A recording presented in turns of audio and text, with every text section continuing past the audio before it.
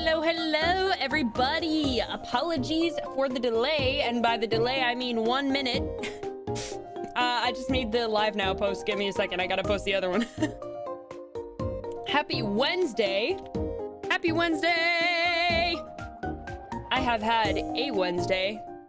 It is a Wednesday indeed. Guys, guess what I have to eat today? I have tofu noodles. My favorite kind from my local Asian market that I love very much, but I usually am not able to get them because they,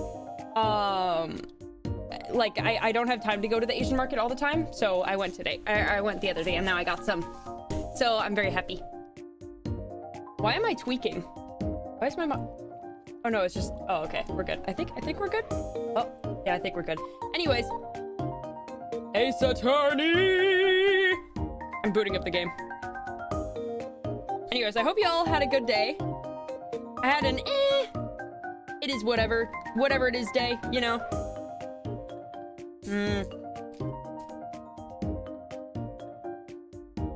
God! I love these noodles, they're so good. Okay.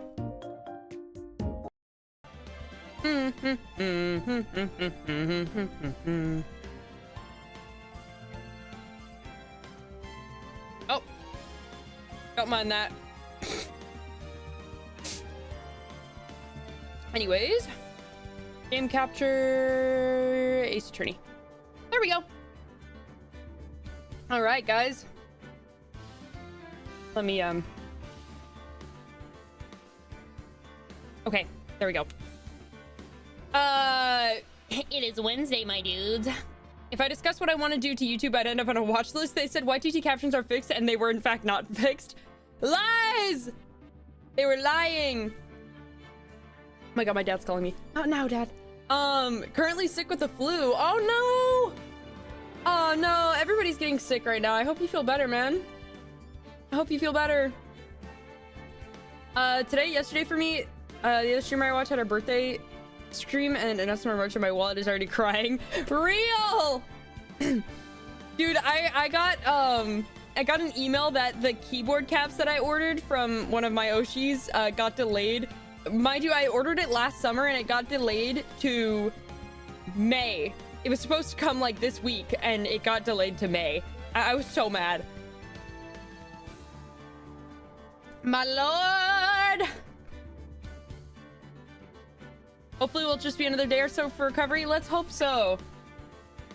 Let's hope so. Hope you feel better soon. Hit the casino, put it all on black, double your money and get that merch. But then what if it hits red? Then you just lost all your money and then you have money for no merch. Oh my god, noodles. Oh.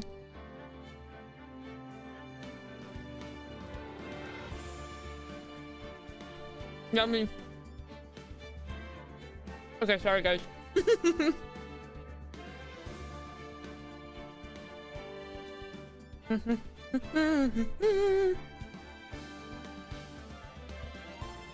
Sorry, my big backed ass has to make sure I eat. Otherwise, I will simply pass away. Is this the right size? No, it's not.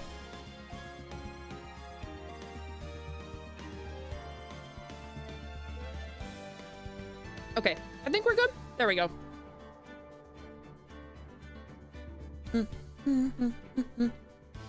I would have enough money for the bundle, but then I wouldn't have enough money for Tomodachi Life. Real! Wait, when's it coming out again?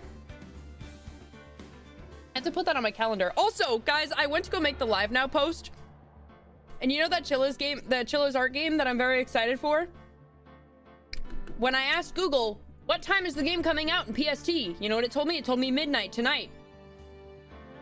Told me midnight tonight.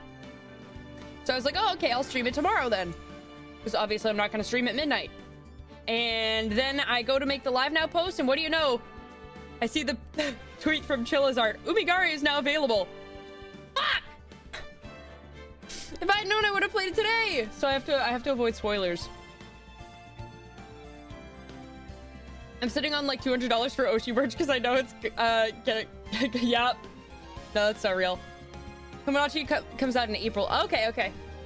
Hang on. Ugh. Oh yeah, so I just calculated the amount of overtime that I worked last week. I worked an extra 12 hours of overtime. So I hope that that at least covers the cost of the ticket to the concert that I'm going to. So I'm very excited. When I go there, I'm just gonna post like these like shitty ass quality photo like videos of me going, "Wah!" No, half the videos I took of the last time I went to her concert, you genuinely, she thought it's like all you could hear was me screaming. Anyways, aceattorney. Hopefully we can finish the case today. Yeah, we're at the trial. I think this might be it. This might be it. Hello, this is Phoenix Wright. You don't look so well, dude. You're gonna prove me not guilty today, right? This fucking piece of shit, put him in jail! I hate this guy. I totally forgot. I hate this guy. I gotta get onto the VTuber grind and get the bag. I don't know how VTubing works exactly. My main advice would be don't do it for the money because you will burn out very quickly. Because I do it because it's a passion project. You know, I never really, you know, I would say, yeah, just make sure you're doing it because it's something you're passionate about, not just for, you know, anything like that. Can we kill this guy? Can we kill this guy already? If you please, Mr. Lawyer. Remember, it's not just me. Your precious friend's life is riding on today's verdict, too. Dude, I hate this guy. Can we kill him? Can we kill him? When do it for money, I like gaming. What I like even more is chatting while gaming. So real. Okay, well, that's good. That's good, that's good. If you get that creepy slime bag and not guilty, I'll never forgive you, ever! Maya. Phoenix. Phoenix! What?! I'm sorry, she looks so stupid with Pearl's hairstyle that I can't. Bro. Maya, how's Maya? I don't know. You don't know? She hasn't tried to channel me since yesterday. Mia, what am I supposed to do? Well, like I said, for a lawyer, the worst of times are when you have to force your biggest smiles.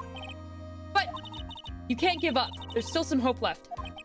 Stop it, please. There's nothing left. Not here, not anywhere. Ah, it's that accursed Engard again. Oh my god, can we kill this guy? Will you leave me alone? Look, don't call me anymore. I mean it. Oh. You're really mean, pal. Ah, Gumshoe, I'm really, really sorry. Where are you? They let me join the investigation team and we're chasing after the killer, pal. Then you have some sort of a lead? Sorry, but right now we've got 0 leads on the guy. But we're not going to give up. Gumshoe. Until the trial's over, until the verdict is handed down, we're going to do everything we can to find a killer. If we can get Maya out, then you can get Engard the guilty verdict he deserves, pal. That's true. I could do that if they found Maya first. You got that? So you have to do whatever you can to make the trial last longer. Have to make the trial last longer? If you go at Mr. Edgeworth with everything you've got, then you two can draw it out. Oh, now I get it. I believe in you, pal. You and Mr. Edgeworth can do it. So, believe in us. We're going to give it all we've got, just like you. Got it. Thanks, Gumshoe. Bet. Hey, Phoenix. You understand now, don't you? You have something money will never be able to buy. Friendship. With the power of friendship! It's the strongest weapon in the world and you have it in abundance. The Killer is the name I'd come up with when naming a character completely. Yeah, I still can't believe that's his name, bro. Hang on, I'm gonna take a bite. One second.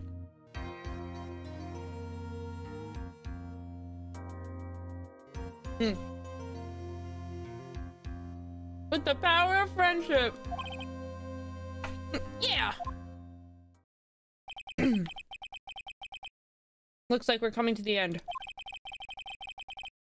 I have to make the trial last as long as I can. Gumshoe will come through. I know it.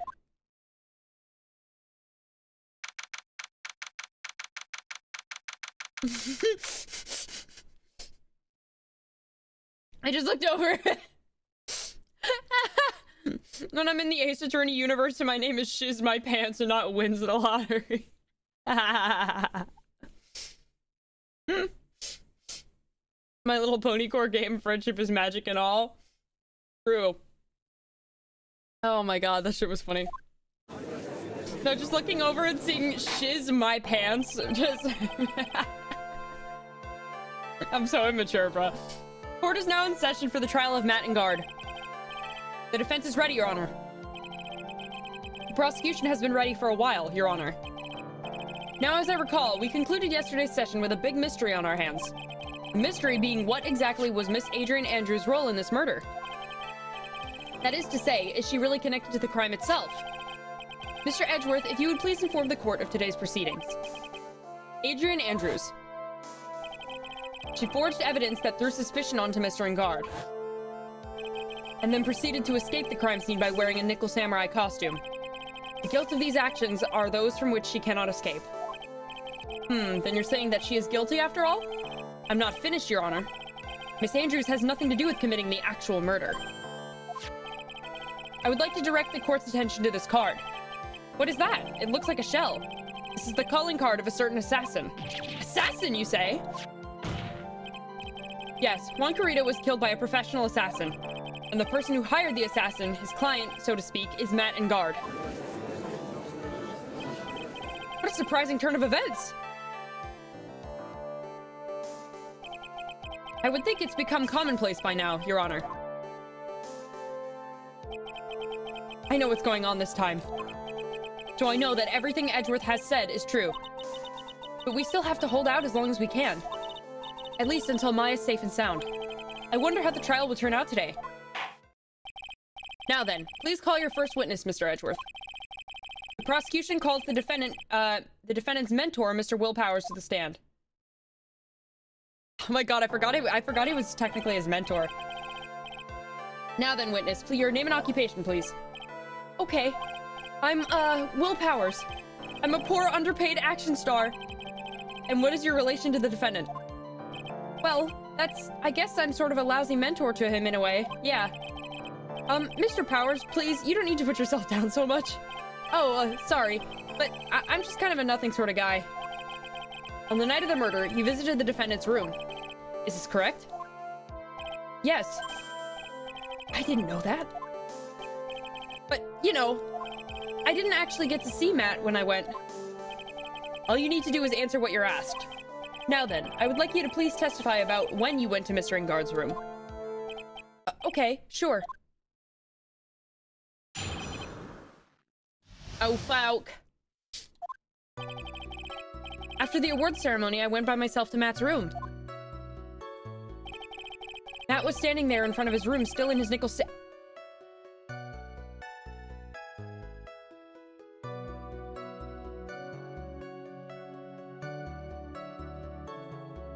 Bro is that's the... Bro! I'm way too used to Danganronpa style trials. Ace Attorney, it feels odd. Oh, yeah, no, okay. I would play Danganronpa as well, but I've already watched playthroughs of the entire thing. I'll play the new one when it comes out. The remake of Danganronpa 2. I will play that because it's like, everything's gonna be changed, like, in terms of, like, you know, who does what. So it'll be a new experience. So I will play that when it comes out. Matt was standing there in front of his room, still in his nickel samurai costume. He was talking with someone. At first, I thought it was the bellboy. As I watched the two of them for a while, but then I gave up and went back. I had guests with me that night and couldn't make them wait for me. Danganronpa 2x2, yep. Yep. Nothing sounds out of place in Mr. Powers' testimony. And talking with the bellboy is no big deal.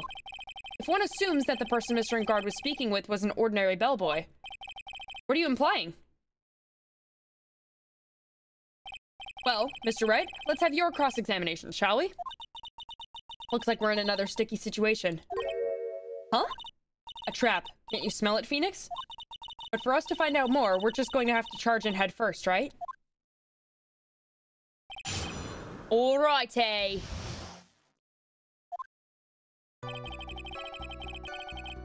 Hang on, wait, let me save, just in case.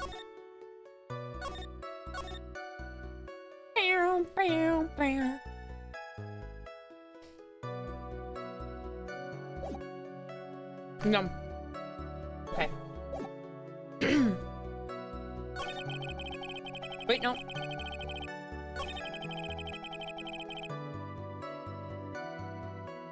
Okay, we're gonna press on everything like usual. The defendant's room? Why did you go there? Well, I'm his mentor, like a big brother, sort of, and I wanted to say congrats. What's wrong? Why did you stop? Mr. Wright! What is it? You're going to try to trick me into a corner, aren't you? Huh?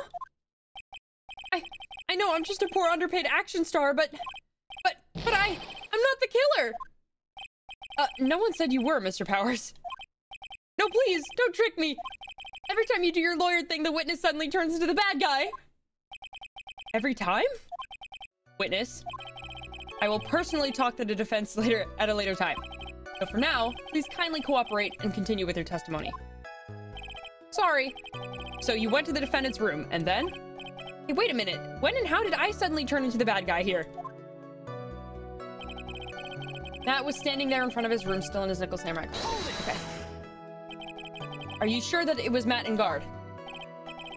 Yeah, I'm sure. He wasn't wearing the nickel samurai mask then. If that's the case, then he really can't be mistaken. And? What was the defendant doing, standing in front of his own room? He was talking with someone, and at first I thought it was the bellboy. At first? What do you mean by that?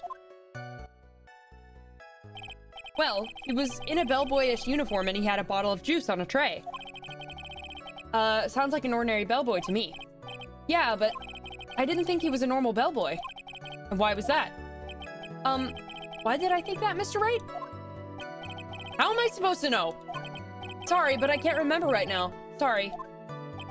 I guess I'm going to have to wait patiently on this one.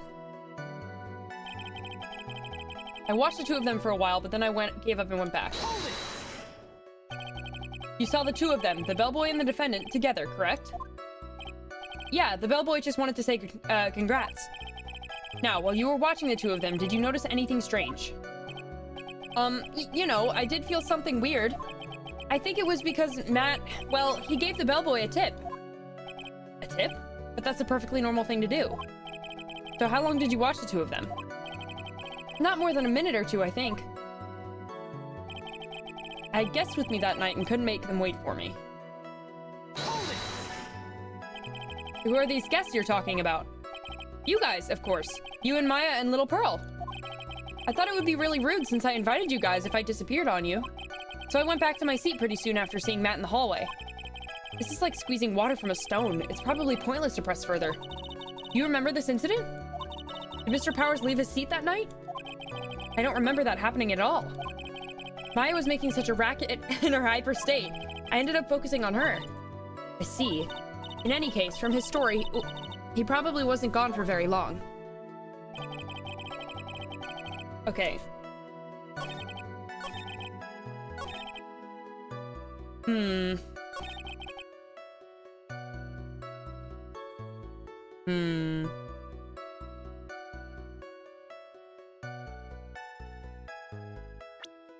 we have anything about the time?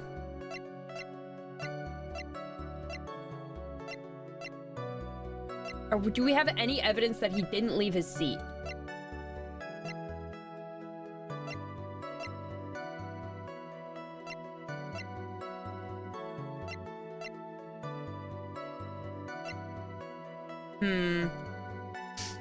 There's no evidence for this one? Yeah.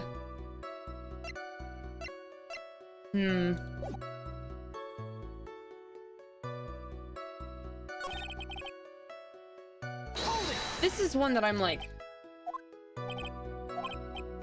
Yeah, we already read this. He gave the bellboy a tip. That's a perfectly normal thing to do.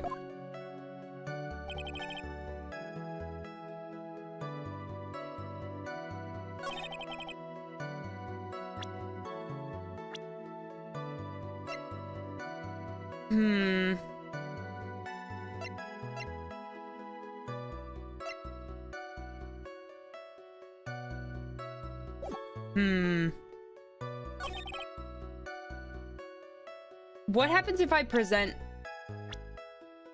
this here? Will nothing happen?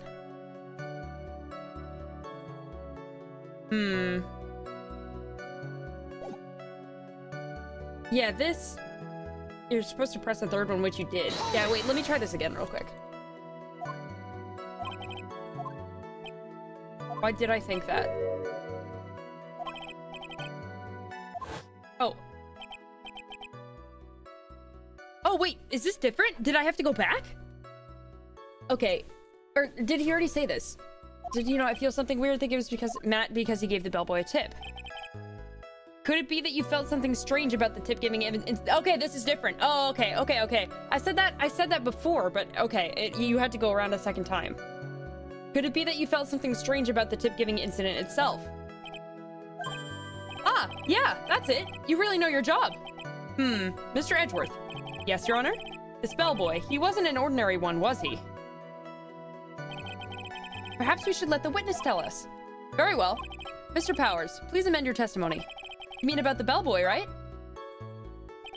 Matt gave the bellboy a tip. I watched the two of them for a while, but then I gave up and went back. Okay, wait.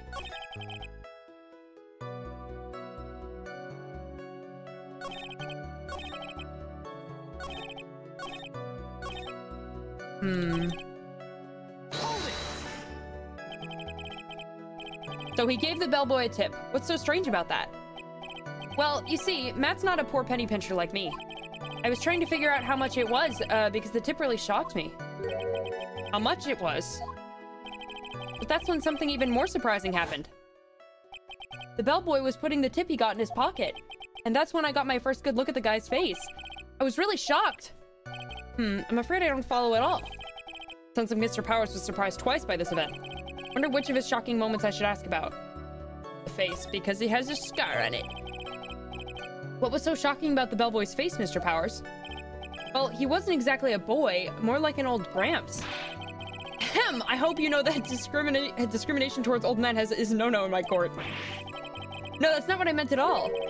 In the smack middle of the guy's face, there was a line of stitches. A line of stitches? Yeah, and it went straight from the tippy top of his head to the bottom of his chin. Almost like if that thread snapped, all the stuff in his head would come spilling out. Ew. He was there, at Engard's house. He was that butler. What is it, Mr. Wright? Nothing, Your Honor. But that means Engard was talking with the killer then. If that fact were to be exposed, Engard would be declared guilty in a blink. Phoenix, you have to play dumb here. Pretend you don't know anything. Yes, Chief. You sure you don't have anything you would like to say, Mr. Wright? Huh? What did you just say, Your Honor? Nothing, Mr. Wright. Nothing. We're just going around and around in circles. Now then, Mr. Powers, please continue with your testimony.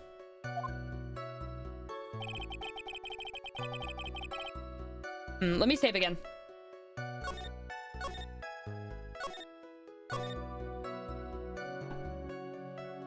Okay.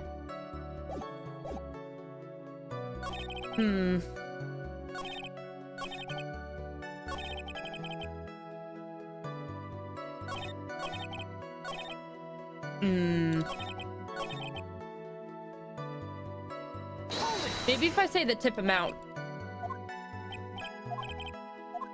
We should say the tip amount this time.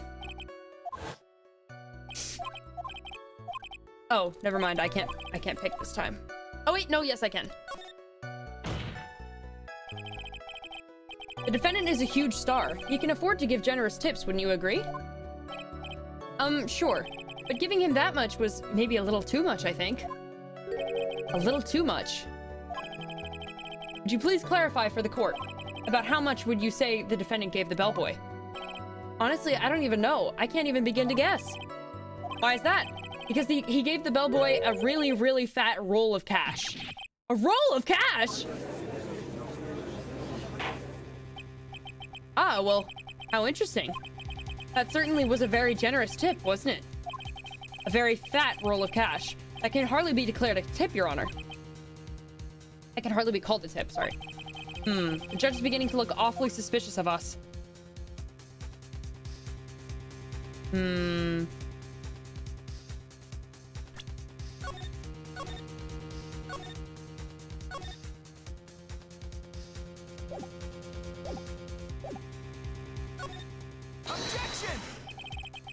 defendant is a superstar.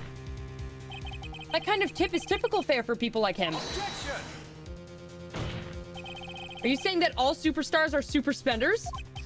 If I could receive large rolls of cash by simply bringing people things on trays, then why on earth would I stand around here prosecuting? He's got a point. I don't even get paid, let alone rolls of cash for all my hard work. He doesn't get paid? How do you pay the rent? Dog, what? Supposing that was not a tip, then what was it? Payment, Your Honor. Payment? Isn't it obvious? For the murder of Mr. Juan Corrida. Then the bellboy the witness saw. Yes, he was the assassin. Hold your horses now. Mr. Edgeworth, you don't have any proof of this, do you? Have I ever been unprepared to support my claims, Your Honor? I have here the card Shelley DeKiller left at the scene of the crime. Shelley DeKiller? He's the person the police's special investigations team have been chasing for ages. I'm certain that the person the witness saw was this very assassin, Shelley DeKiller. Really? What's wrong, Mr. Powers? No, nothing. Something just clicked in my head and I think I just figured something out. Oh? Actually, I saw that bellboy again later on that night. What? What? Mr. Powers, please testify. Tell us what you saw. Yes, sir. Right away.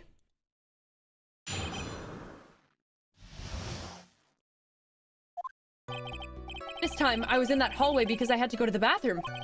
And that's when that bellboy I saw earlier came out of the room. Oh, we're so fucked. Of course, when I say room, I mean Juan Corrida's room. Now that I think about it, that bellboy did seem kind of out of place. Yeah, so he had to be the assassin, I'm sure of it. I mean... Thank you very much. That is all we need for now. Huh? But I'm not done. There's still more. Let us first establish that the bellboy was truly Mr. DeKiller, then we shall see. So the bellboy came out of the victim's room. If that bellboy really was the assassin, then I think the answer is fairly obvious. That would be correct, Your Honor. Well, Mr. Wright, I believe it's your turn to entertain and make us laugh. I said dance, Jester. This is no laughing matter! Oh boy. Dude, we're so cooked. We're absolutely baked, battered, and fried.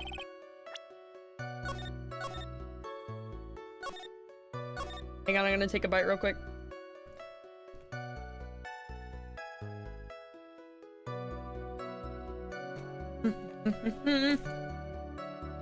Alright.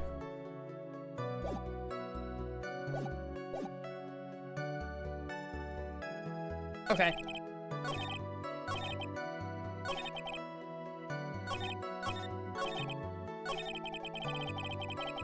Okay.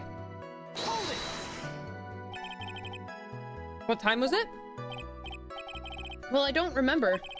The award ceremony ended at around 8 p.m., right? I went to Matt's room pretty soon after that. And when I came back... Then I went back, then I went to the bathroom. So I guess maybe it was around 8:10 p.m. by that time. Hang on. Ugh. You're not one for details, are you, Mr. Powers? Sorry. I thought I could maybe catch Matt and say my congrats. And that's when the bellboy I saw earlier came out of the room. Are you sure it was the same bellboy? Yeah. And how could you tell? All the bellboys wear the same uniform after all. But, you see, well, he had those stitches in his face.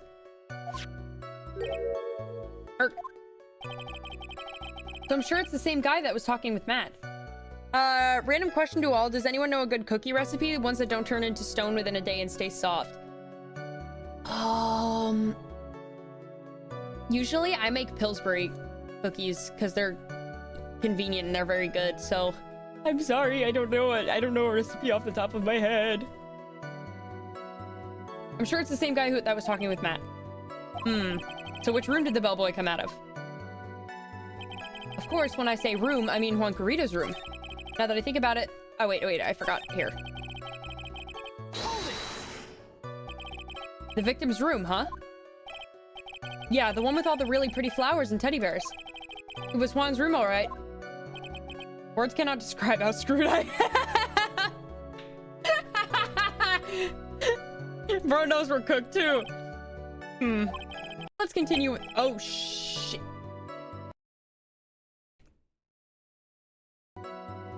Sorry. Sorry, I had to unplug my headphones and plug them back in.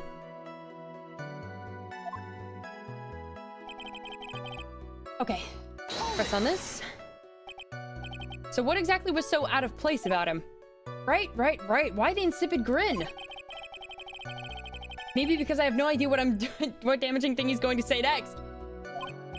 If you took away Iota's right to the frozen food section, they would starve in under a week? No, I would not!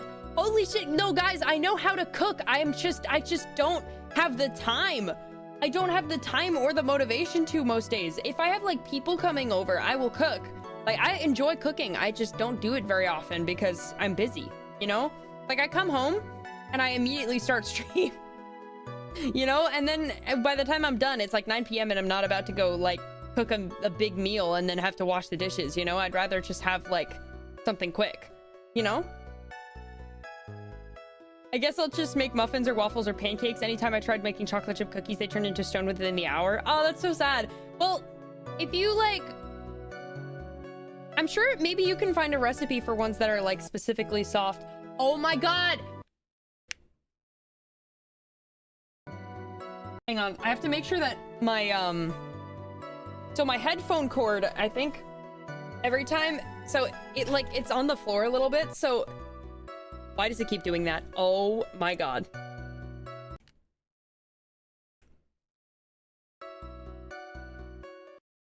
I'm gonna crash out. I don't know. It keeps getting crunchy. It makes me mad. Anyways. Dude, a chicken and waffle sounds really good too. Okay, well, the bellboy was empty-handed. That is suspicious. Empty-handed? That bellboy was one of those room service people, right? It's doing it again. This is even worse than that recording stream where I had to do it a gazillion times.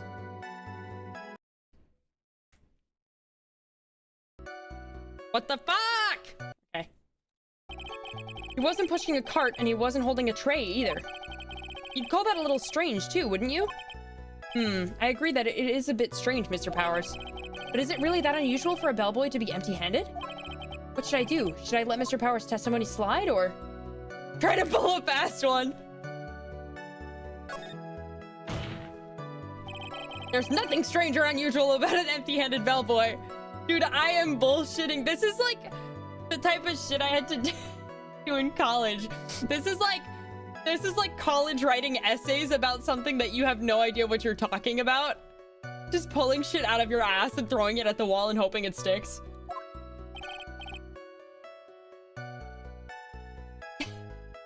But there really is. There really isn't. Objection! If you two are done being school children, bellboys are for room service. There's no reason for them to be empty-handed, ever. Your Honor, I ask that the witness's previous statement be supplanted with this new one. Edgeworth. Are you going to do whatever you can to make the bellboy look suspicious? I see. Very well. This court recognizes and grants the prosecution's request. Mr. Powers, if you could amend your testimony, please. Yes, sir. Me writing an essay about something which I only read an abstract on 30 minutes ago? No, literally, my biggest flex is that I can write like a 10-20 page paper in 2 hours. Or no, it's 20 pages. Yeah, that was my record. It was a 20-page paper in 2 hours. That was my skill in college. I am the king of procrastination, dude.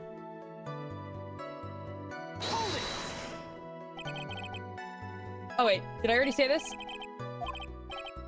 When I first saw that bellboy, he was holding a tray in his hand, and there was a bottle of juice and a wine glass on it. Juice? What kind of juice was it? I'm pretty sure it was tomato juice. If we could come up with a reason as to why he would come out empty-handed, some sort of proof, then I think we can dodge the bullet on this one for now. Proof, huh? Okay. Alright, let me see. Found next to the victim was filled with tomato juice. It bears Andrews' fingerprints. Mr. Powers? Yes? You're easily influenced by other people's words, aren't you? As soon as you heard that the bellboy might have been the killer, you got caught up in believing it must be true. But isn't he really suspicious? He's got all those stitches and... So, a baseball has stitches. Are you saying all baseballs are suspicious because they have stitches? It's like the pancakes and waffles argument on Twitter, bruh. If you like pancakes, you must hate waffles, vice versa. No. I mean, there's also... What about him being empty-handed? I would like to ask the court to please take a look here. This is the crime scene. There's a wine glass sitting next to Mr. Kurita's body. The liquid inside the glass is tomato juice. And now, if you would look at what's on top of the table in the lower right corner here, anyone can clearly see that it is a tray with a bottle of tomato juice on it. The bellboy had just brought this to Mr. Kurita's room. He left the tray in the room, which is why he was empty-handed when he left. But that would mean that the bellboy had seen and left a dead body in the room. Can you prove that Mr. Kurita was already dead at that time? Mr. Edgeworth! Yes? I blame you for leading me down this route. Can we kill this guy? I fucking hate him. He's such like a bullshit judge. I hate him, bro. I hate him. Heh. I'm terribly sorry. What's with him? Why is he laughing? Witness, isn't there one more thing you'd like to share with us? Is there? The bellboy was empty-handed, or should I say empty-handed. What? If I recall, you had something interesting to say about his hands. Oh yeah, I almost forgot. Aw. What? That bellboy, he was wearing gloves. Gloves? Yeah, pitch black leather ones. All the other bellboys don't wear gloves like that, right? Black leather gloves. Why didn't you mention them earlier? Sorry, it slipped my mind. Ah, boy, does this make the bellboy look really suspicious. All right, I gotta focus. I can't get lax here. So what if he had gloves? A lot of bellboys wear gloves. Come on, Mr. Wright. That bellboy was wearing black leather ones. So? A football is made of leather. Are you saying all footballs are suspicious because they're made of leather? This is the stupidest argument this guy has ever made. Oh my god, this bit is so dumb. But that man, he received a large roll of cash from the defendant. Then he was seen leaving the crime scene wearing black leather gloves. I don't think that even someone like myself can believe he was just another bellboy. It seems that we finally have come to an understanding. Now then, witness, please continue with the rest of your testimony. The rest?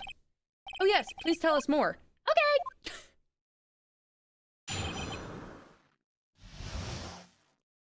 There's a second half. After leaving Juan's room, the bellboy went and knocked on Matt's door just like that. He left something to, gave something to the person inside the room, and the old guy just left without even going into the room. After that, I went into the bathroom, then back to my seat. Oh boy. We may be cooked. So the bellboy, after leaving the crime scene, went to the defendant's room.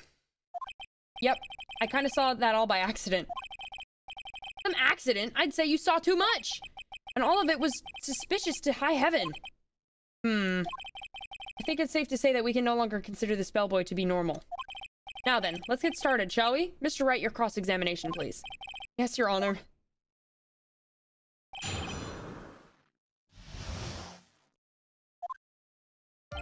After leaving Juan's room, the bellboy went and knocked on Matt's door just like that. He gave something to the person inside the room. Then the old guy just left without even going into the room. After that, I went into the bathroom, then back to my seat. Okay, so... there's only 4 here. Hang on.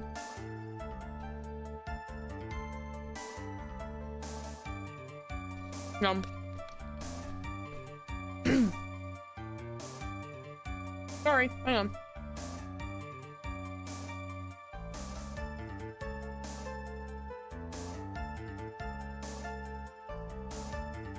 What's my stupid chud son doing?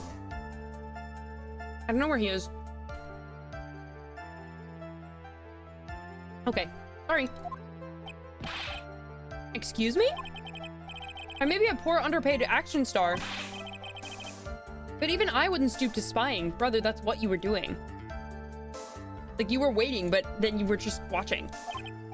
Well, I think the point is, where did you watch all this from, Mr. Powers? Oh, from the door of the bathroom with my left eye and sort of a sneaky spy-like. Exactly! I knew he was spying. Please, does it really matter if he was doing it over or underhandedly? What did the bellboy do next? That's all I care to know. He gave something to the person inside the room. Hold it! I said, hold it. Okay. That's better. What kind of statement is that? Please elaborate. What are you saying? Okay.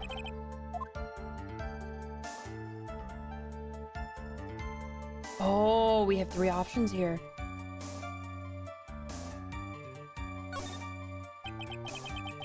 He gave something to this person? Yeah, and what was this something? Ha! If I remembered what it was, I wouldn't be calling it a something, would I? But this implies that something was recovered from the scene of the crime. Are you sure you really can't remember, Mr. Powers? I think it was something kind of small. This is an incredibly crucial piece of information. Please try to remember what it was. I'll try. In the meantime, let's talk of another point. Namely, what did the bellboy did next? Oh, so after he gave the person inside the room the thing, and the old guy just left without even going into the room. Where did this bellboy go after he left Mr. Ingard's room? He opened the door to Viola Hall, went in there, and who knows after that, right? I do. After that, I went to the bathroom, then back to my seat. You see anything strange, suspicious, or just out of the ordinary at that time? Oh yeah, I saw that one thing. What? You saw something else? There was this jittery alien with a ray gun who was watching Juan's door like some sort of stalker.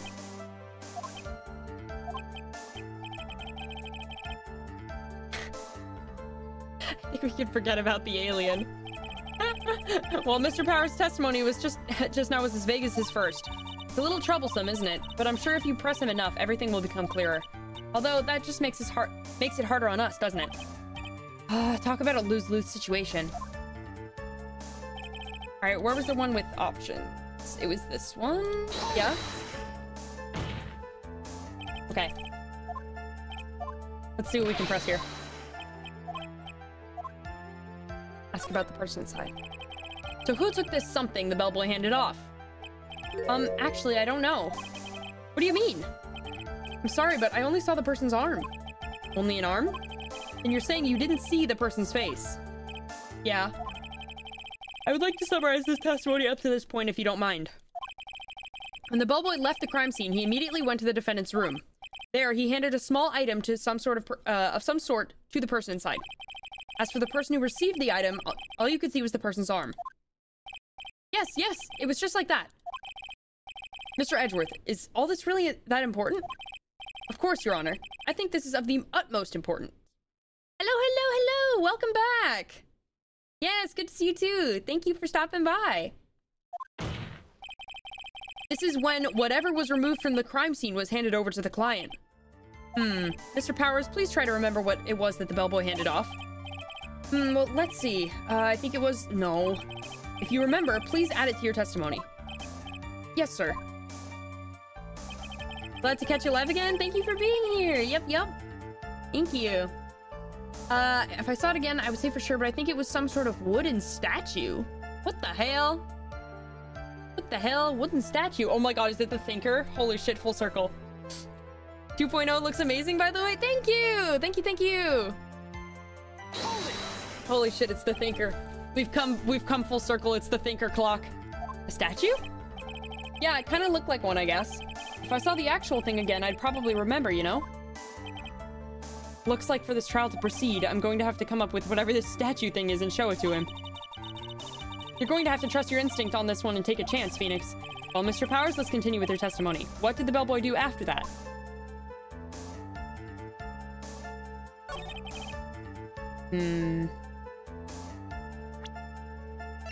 Something that looked like a small wooden statue. Objection! The Thinker has thunken? He has thunken it. was the point of that pregnant pause? Yes, I love pregnant pauses. Thank you, Edgeworth. Where did that objection come from? Well, speak up. It was me, Your Honor. What is it, Phoenix? I have a feeling that something bad is going to happen. What's up? Are we serious? That wasn't it? He said a small wooden object. So I pulled out the small wooden statue-like object. Is that not? Yes, Your Honor. Okay, Phoenix, deep breath. Mr. Powers, the something you saw. Was it this item? Oh, I thought it was wrong. I think it was right. I think it was right. Okay, it was right. Oh, hey, that's it. That's the something. Wow, Mr. Wright, you really figured it out. I recall we found this at Matt and Guard's mansion. At the defendant's house? How can a pause be pregnant? 20, or what is it? 48 plus 2 weeks. Pregnant? I love that video. Fucking love that video. How do Uno or pergert? I love that video. What does this mean? It's simple, Your Honor. Charlie the Killer assassinated Juan Carita in his room. And then he stole this wooden bear from the scene of the crime. Then the bear being found at Mr. Engard's mansion would mean... It goes without saying, Your Honor. Mr. Matt Engard is the killer's client. Order! Order! I said order! Mr. Wright, this is a most unfortunate turn of events for you. Yeah. Sorry, Mia.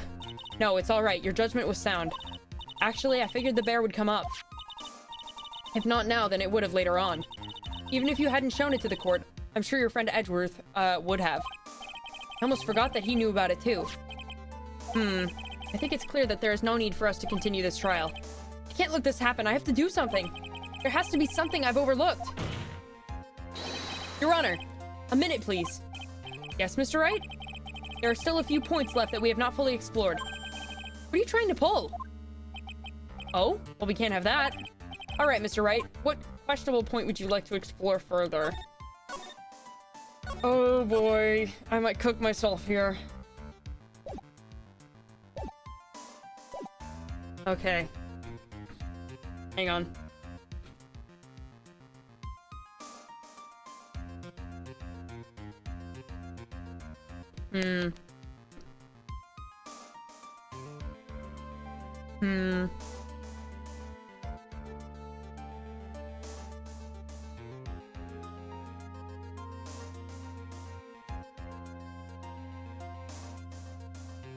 I feel like we've already talked about these two. So I feel like the best option would be the bear itself. I think it's fairly obvious that the bear itself is very questionable. Bear, Mr. Wright? It was found at Mr. Engard's mansion. However, Mr. Engard was arrested at the hotel that night, which means that since the murder has occurred, he has not had a chance to go home. Oh, I think Your Honor has already figured out what I'm trying to say. It's not possible that it was Mr. Engard who took this bear to his mansion. Why, that's very true. We didn't consider that point, Mr. Wright. Okay, but there's such an obvious answer to that. If Powers is saying that he saw him, the quote-unquote assassin, leave, and he was the client, then it would so make sense that he went back to his house. Like, that's so painfully obvious. There's no way time-wise for the defendant to have taken this bear home. Phew, disaster averted. Yeah, it was the killer who did it, not him. You haven't gotten the best of me yet, Mr. Wright. Huh? I remember it clear as day. I remember that you muttered, what you muttered to yourself at Engard's mansion. We have this area completely surrounded. There's no way for him to escape. I can't believe it. That butler, all this time, he was the killer. The killer and Engard were working together, so to speak, and the killer was hiding at Engard Mansion as its butler. What a bold move! The bear figurine was brought back to Engard Mansion by the killer himself. When it looked like he was about to be arrested, Engard had him do so. What the fuck is that metal arm thing? What the hell? I assume because it would have been bad had the police found it during their investigation.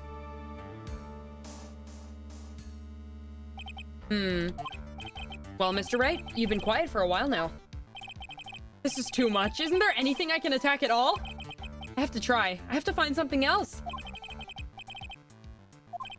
I plan to expose a clearly shaky place in Mr. Powers' testimony. What? There's still another one? There is indeed, Your Honor, and it's quite a questionable point. What are you trying to pull? What would you like to... All right, let's do Powers. Let's do Powers' testimony first. Huh? I know that my testimony was shaky, but your insanity stupefies me, Mr. Wright. We have already clarified all questionable points during the cross-examination just now. For wasting time like this, calling the testimony questionable, I'd say that it's your head that's questionable here.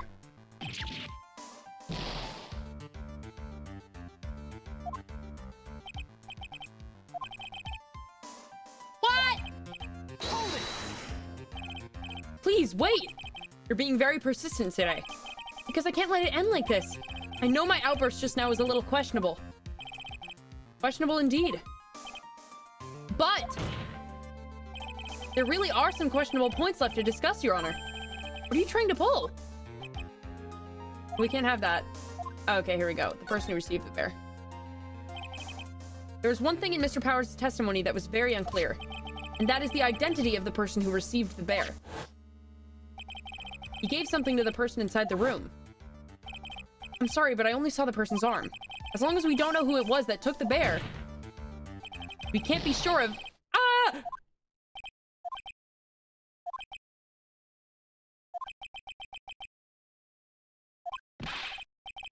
What is it, Mr. Powers? If you're going to scream like that, at least give us a good reason why. Oh, yeah, sorry. Actually, so, I remembered. I remember who took the bear. What? Really? I mean, I only saw his arm. But the arm, it was the Nickel Samurai's arm. I swear it. You've got to be kidding! Are you sure of that, Mr. Powers? Yeah, I'm sure it was the Nickel Samurai. We're so boned, bruh. It's fucking Jover. Maya's got one foot in the grave. She's rolling in it. Oh my god, bro. It looks like you've dug your own grave yet again. How many times is that today? I've lost count. But the person who took in this little bear was the Nickel Samurai. And, as we all know, Matt Engard is the Nickel Samurai. Thanks to the defense, we've made it all the clearer. We're fucked. I think we've heard enough. We now know why... Oh, excuse me. We now know why this bear figurine was at the defendant's mansion. As well as as well as who it was that... I can't speak today. As well as who it was that received the bear from the assassin in his room. Everything has become very clear. The client who hired the assassin to commit the murder was Mr. Matt Engard. I see no reason for this trial to continue. Therefore, I will now hand down my verdict. Thank you, Your Honor, for your understanding. You see, Mr. Wright, you could not win against the truth, could you? I knew it would turn out this way. After all, what Edgeworth stated is the truth. Oh my god, I can't speak today! Holy fuck! Any last objections, Mr. Wright? Well, do I? What should I do? Objection! Objection! What the fuck am I gonna say? There's only one way for me to drag this trial out. The only thing I have left is this one dirty trick. Your Honor, right now, we have these two reasons to believe my client is the assassin's client. Reason number one, he accepted the bear figurine from the assassin. Reason number two, that very same figurine was found at Engard Mansion. However, it's possible that this is all the work of a certain other person. What are you saying? What I'm saying is, it's possible that a different person is the killer's real client. What the fuck is bro talking about? But can you get starch masks? No, no, no, no, no, no, no, no, no, no. It goes. If a woman has starch masks on her body, does it mean she has been pargent before? That's how it goes.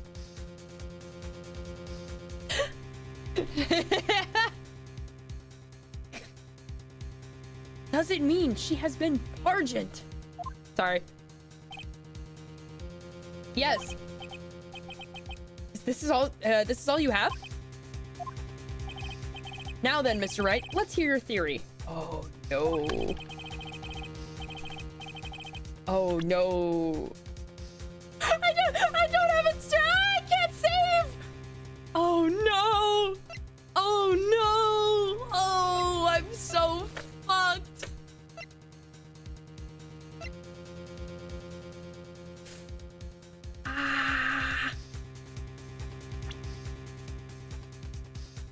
I'm fucked. Should I pin it back on her again? Should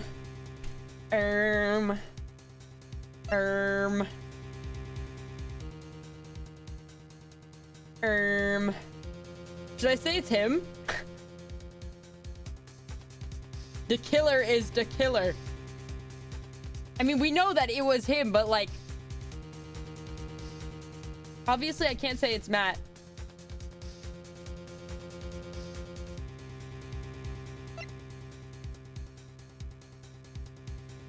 Who was the other person in that room? Her? Or Mr. Powers? I'm trying to think.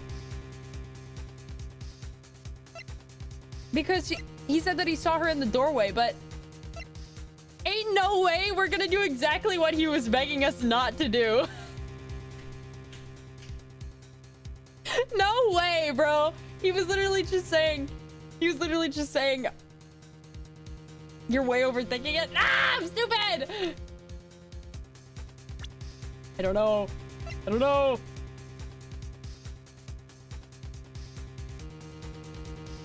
Oh, I don't know. Now I am overthinking it. I don't know.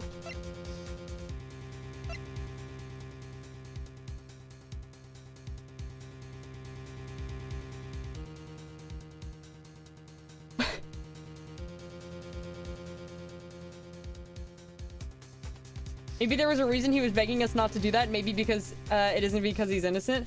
Yeah, no, that's true. But I know he's innocent. We know who did it. We're just trying to come up with bullshit, right?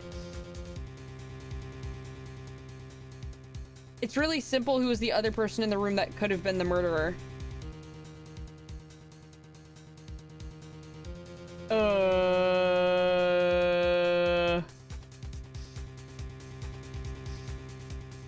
I'm way like overthinking it now. I don't know, man. Oh, fuck. I'm overthinking it. Okay, so it can't be her because she's dead. I could say he's his own client, right? I could say it was her, but I don't think it's her. Or rather, I know it's not her, but I feel like I can't pin that on her right now. I could say it was her because he said that he saw her before. Or I could say that it's him because he was watching. And he was the only other person there. Because obviously I can't say...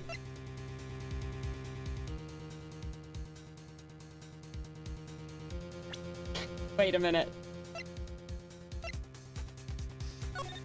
I could say it's the Nickel Samurai.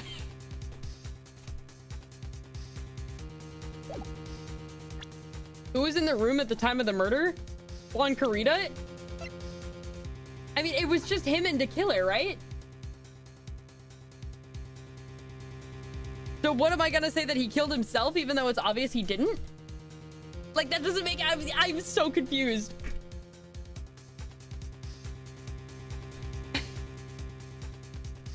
I feel so stupid. It's always these ones that I'm like, oh shit, man, I'm dumb. Because I can't think of anyone else.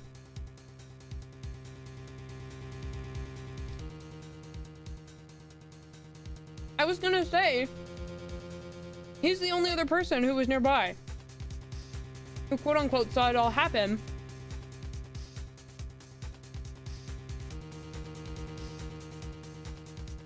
Yeah, it was either gonna be, yeah, that was my first instinct, because like, I don't know. Because, but I know she's innocent, right?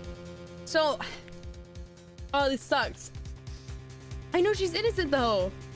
Take that. Adrian Andrews? Yes, we already know that she tried to frame Matt and Guard for the crime. By wearing a I totally forgot! I totally forgot she did that! Ah! Then the Nickel Samurai's arm that I saw, that could have very well been Miss Andrews. But what about Mr. Engard? If you would please recall yesterday's testimony, the defendant was taking a nap during the break period. That's right. Then, finding this figure at Mr. Engard's mansion, it was a well-laid trap set by Miss Andrews. Mr. Edgeworth, what's your opinion on this? I can't even begin to count the flaws in the defense's logic. Besides which, there is no evidence to support it. However, I can't fully discount its possibility either.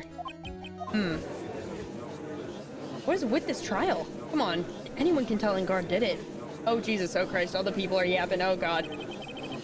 This is to save Maya, this is to save Maya. Even if the whole world turns against me, this is one fight I can't give up on. Power of friendship! Order! All disruptive parties will be forced to leave the courtroom. Your Honor. For the benefit of the defense, I'm willing to play along with his what-if game. His what-if game, Mr. Edgeworth? The prosecution is prepared to challenge the defense's theory. Oh, we're so fucked. We are so fucked. Alan, we are so fucked. He's gonna cook us like a barbecue on a Sunday afternoon, bruh. Ah, fuck. Mr. Wright, even you must have thought it strange and wondered, why would the criminal want this little wooden bear? He's right. The killer did specially bring that bear to Engard right away. Why do you ask? Is there something special about it? Absolutely. And I'm sure that once the court knows its significance, the true killer's identity will become crystal clear. Your Honor, the prosecution calls upon a witness who will clear all doubts against Miss Andrews. Who would that be? It's quite simple, Your Honor. Miss Adrian Andrews herself. That's gonna be real awkward. She's about to come up here after I just accused her of being a murderer. 10-minute recess? Oh, boy. Oh, dear. Oh, you fucking bitch. I hate you, bruh. I knew it was a good idea to hold her hostage. Don't you agree, Mr. Lawyer? You are actually scum of the fucking earth, bruh. But I never thought in your desperation you'd try to pin the guilt onto Adrian. Ah! I swear this demon will pay! Mr. Nick! Pearls? Where's Mia?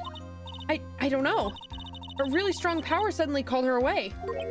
A really strong power?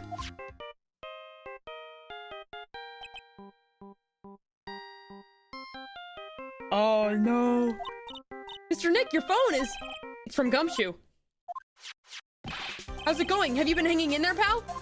Yeah, sort of. We barely found something to latch onto. Phew, that's good, pal. What about you? Anything yet? Have you figured out where Killer and Maya are? We still don't have any leads, but... Are we fucking serious? Who's this superhero ripoff wannabe? Okay, so that guy... Let me give you a rundown. That guy and his butler, who is actually an assassin, they kidnapped Maya and committed this crime to kill his rival. They kidnapped Maya and said basically, if you don't get him a not guilty verdict, then we're gonna kill Maya. So basically, we have to get a verdict that isn't true. We're trying to hold out as long as we can until the police have enough evidence to go after them from like behind the scenes. So we're literally just stalling right now until they can find him. That's what's happening. We still don't have any leads, but... What? We don't have any more time! If we just had one, even a single clue would be really helpful. I was only able to come this far because I kept thinking to myself, I've got to keep the trial going until Maya's been rescued. But have I just run out of luck this time? Is all our hope for naught? A tent! Huh? A tent? I can see a circus tent. Mia! It looks like Maya was unconscious until just a few minutes ago. As soon as she woke up, she called for me. So it was Maya that called you away. She's locked in a dusty little room right now. But I can see a circus tent outside the window about 300 feet away. Gumshoe! Is there a circus in town right now? There's only one, pal. The Very Big Circus. Those motherfuckers again? The fucking pedo circus? Again? Do we have to keep dealing with them? I really don't want to. Maya is somewhere within a 300-foot radius of the main tent. What? Okay, hold on a sec, pal. Hey, draw a circle on that map about a 300-foot radius from the main tent. Hurry! And? I could see a mailbox under the window just outside. Gumshoe, there's also a mailbox. Okay, what else? What else, Mia? I'm sorry, but it was a very small window. I couldn't see anything else. It felt like I was in an old office building, maybe the 3rd floor or so. I heard her, an old office building. Good stuff, pal. Okay, just hang in there. Just a little longer. Wish us luck. Good luck. I'll call you later, so don't let your battery die, okay, pal? Mia, Maya's not hurt, right? She's in a pretty bad state, Phoenix. She's being starved. Oh my god, kill her. Or not kill her, kill the guy. The what circus? Yeah, no, the Very Big Circus, that was like one of our other trials that we did where we had to defend this guy. And literally, okay, I'm sorry, literally everyone in that circus was like, oh my god, I want to marry, what was her name? Regina, right? And the Regina, said Regina in question was like 15 or 16. And like all of these people saying they wanted to marry her were like grown-ass adults. I was like, what the fuck is going on? I was like, dude. It was fucked up. No, it was fucked up. Dude, it was so fucked up. But anyways, that's why I called it that. Those totally legitimate non-criminal carnival workers who did nothing criminal on the set that would be hard to trace and easy to hide in some virus pooter. Yeah. Dude, no, they're... Dude, no, fuck that circus. That circus can burn, bruh. Gumshoe, please hurry. Looks like we're out of time. Are you alright, Phoenix? It's only a matter of time before Maya's rescued. I can do this. I just have to make this trial last a little longer. Alright. Bullshittery, go! Court will now reconvene. The killer, the man who murdered the victim, handed this to his client. From this, one obvious question arises. Why this particular item? I believe the answer to that question will provide us with the name of the real culprit. Now then, the prosecution calls the defendant's manager, Adrian Andrews, to the stand. Oh boy. Currently, the witness is accused of tampering and obstruction of justice. However, you have been called to the witness stand today to ascertain who exactly is guilty of murder. I understand. Very good. Now, have you ever seen this bear before, Miss Andrews? Of course I have. You've seen it before? That's right. It's only natural that the witness has. Miss Andrews, could you please enlighten the court to this bear's secrets? All right. Why did she... Oh, fuck. Dude, we're so cooked. Actually, this is an elaborate puzzle. If you know the correct order, it can be taken apart one piece at a time. Its center is just a small cavity with enough room to store a small item. Because of its complexity, if you don't know the order, you can't open the bear. You really can't tell that it's a small jewelry box just by looking at it. This figurine, it's a container of sorts, is it? Yes, looks can be deceiving, wouldn't you agree? Yes, this is superb craftsmanship. Oh, yes, I nearly forgot. You may begin your cross-examination, Mr. Wright. It looks like there really was something to that bear after all.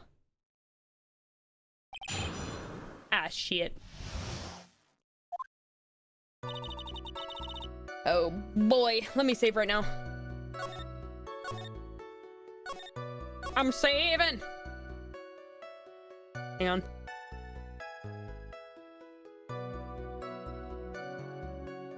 Okay. I just finished my noodles.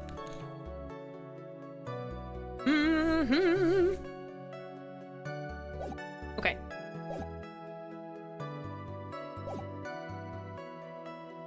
Save maxing is peak. Actually, you know what? I'll save again. How about that? I'm kidding. I'm kidding. I don't need to. I'm just gonna save and save and save again. I can never be defeated if I have ultimate save files.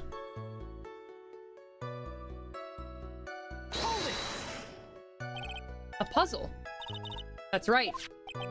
But it looks like an ordinary figurine. True enough. For people who don't know, I'm sure they would never guess that this was a puzzle. So what kind of puzzle is this exactly?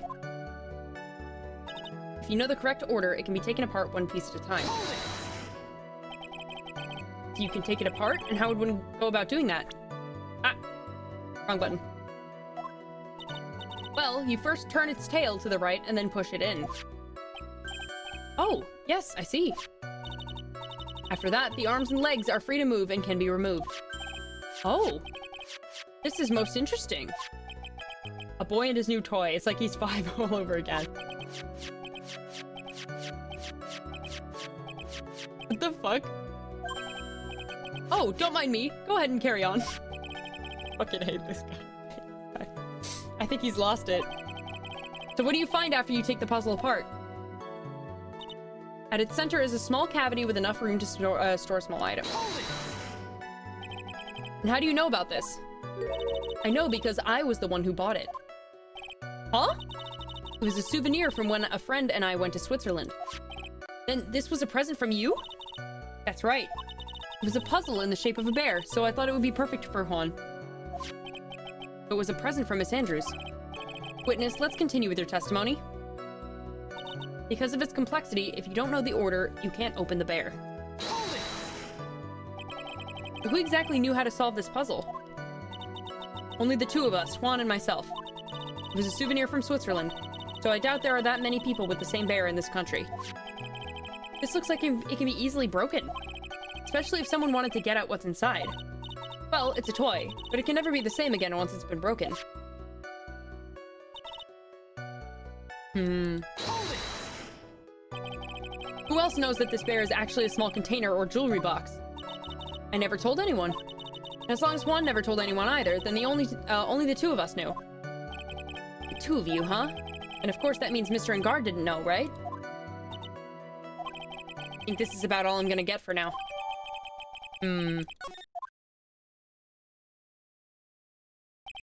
Well, Mr. Wright, I think even you have come to realize that there is one very important fact that we have uncovered, and that is this. This bear is actually a jewelry box. Now that we've agreed to this point, there's only one logical question that can come next, and that is, what is inside this box? What's inside? That's right.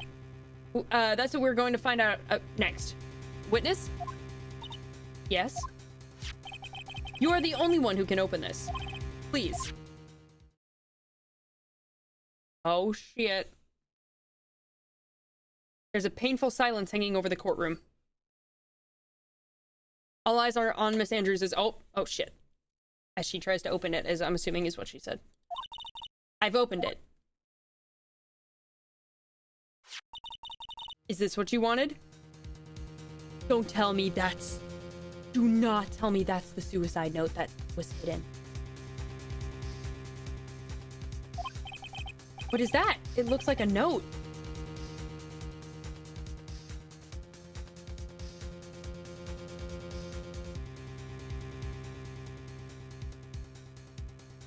Bro. That's the suicide note that got hidden. Holy shit. Yup. Oh my god. The suicide note. The suicide note left by Juan Carita's former manager, Celeste Impax. Up until now, no one knew of its whereabouts, but just as we suspected, it was hidden. Hidden by the victim, Juan Carita himself. Holy shit. It seems Celeste Impacts had very beautiful handwriting. She just as beautifully signed her own name on this document. This is most definitely the note she left right before she committed suicide. Crazy, bro. Order! Witness, did you know about this? Yes, I did. I heard all about it from one.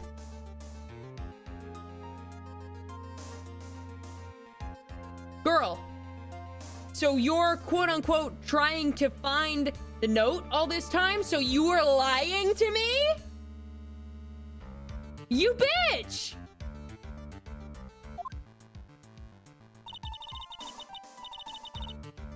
When I discovered his body, I looked for the bear. I wanted to destroy the note before it became public. But I couldn't find it anywhere, because it had already been taken by the killer. Everything is going at Mr. Edgeworth's pace. So now that the suicide note has been found, what's the next logical question? What's written on the note? That's right. At least that's what I would think. Now then, I believe it's only appropriate... No! Edgeworth, you can't do that! Well, this is relevant to the case, like extremely so. I feel like it's fucked up. You can't spill the contents of that. You can't say that. Hi, I hope you're doing well. Hello, welcome back. Oh, fuck, dude. Hang on. Edgeworth. Well, it makes sense. Like, it makes sense, but shouldn't... Oh, I shouldn't spill those contents. It's too private. I can't stop you, can I? I went through so much just to get my hands on it. I was going to burn it for her sake. I'm deeply sorry, but I can't allow you to persuade me to stop. Your Honor, if you could please read the contents of the note out loud. Very well. Oh, this is so fucking... The judge's voice rang loud and clear through the deathly silent courtroom. In her note, Celeste Impacts left us all a record of all that had happened to her. About being used and then thrown away by Engard. About being engaged to Karita and Engard's role in destroying that. And about how she decided in her despair to end it all.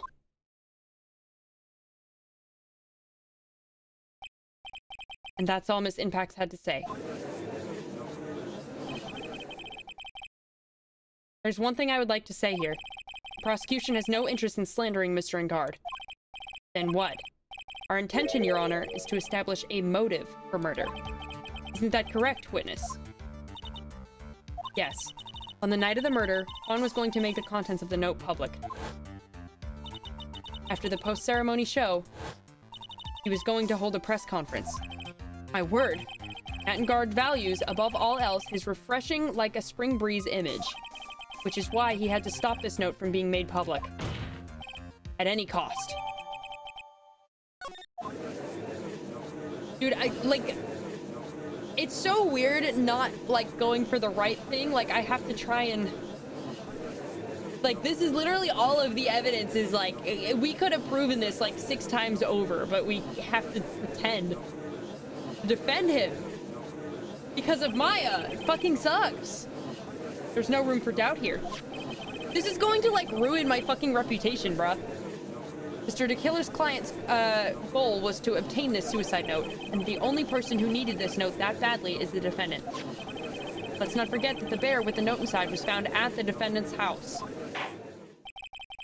Seems that we have come to the truth at last.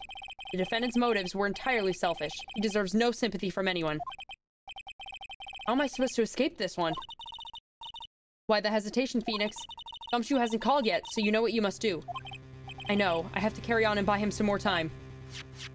There's only 2 deadly pieces of evidence, the figurine and the suicide note. Maybe somehow I can find a way out of this situation through one of those. The gavel is already in the judge's hand. Phoenix, hurry! Shit. Let me pause!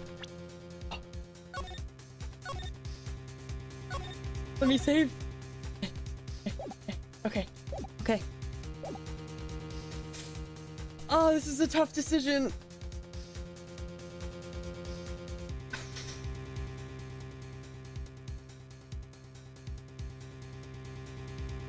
Let's go after this. Objection! Please wait, Your Honor. Yeah, they're all gonna call me a piece of shit for doing my job.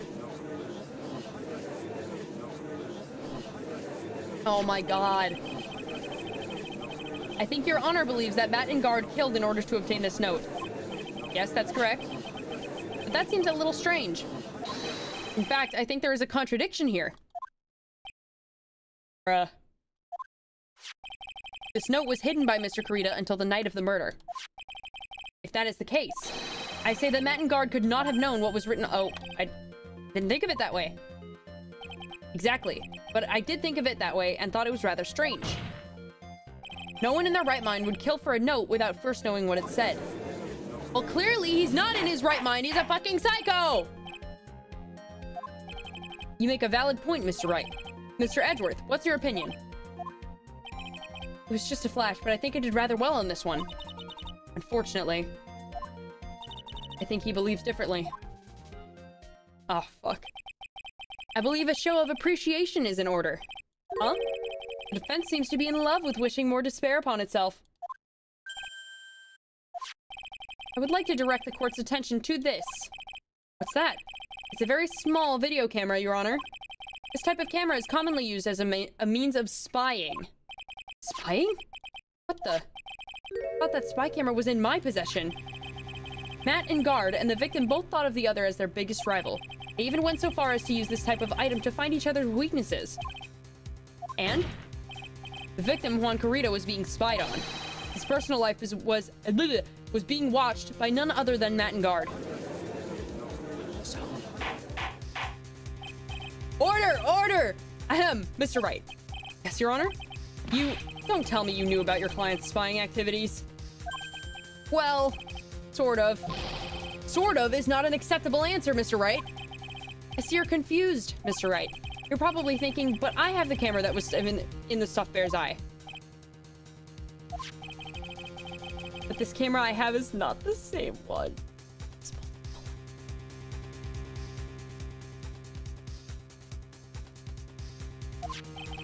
Last night, I searched the victim's house on a hunch, using this gumshoes bug sweeper. By the way, Mr. Wright, the defendant's fingerprints were found on this camera. So fucked. Maya's gonna die, bruh. Matt and Guard's fingerprints were on there? Well, Phoenix, it looks like those cameras were hidden all over the place, huh? What am I supposed to say to that evidence? I think this is the end. It's fairly obvious that Mr. Guard learned of the suicide note through this. He was watching the victim all along. He got me good this time. I don't have anything to counter that. Hey, now what's that lawyer thinking? Oh my god. Dude, we're so fucked. We're so fucked. Phoenix? Yes, Chief? Have you figured out what you're going to do next yet? What am I going to do next? Is it running away like a frightened child work? I know it seems like Mr. Edgeworth is very close to putting the lid on this case, but in his eagerness to prove his point, he forgot one very important thing. What is it, Mia? There's a piece of evidence that he really should investigate. Something he should investigate? I would really hate to see the good prosecutor get scolded for not remembering to look into the item when he had the chance. Why are you speaking riddles all of a sudden? Alright, I think this time we finally understand everything. Well, Mr. Wright, you don't have any further objections, do you?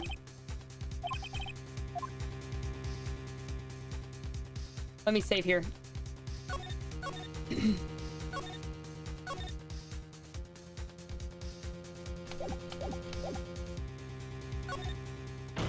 Oh boy.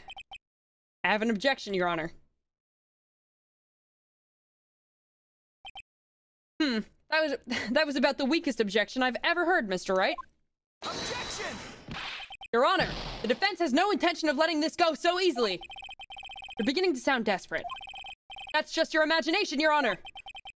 Mr. Edgeworth, this is not like you at all.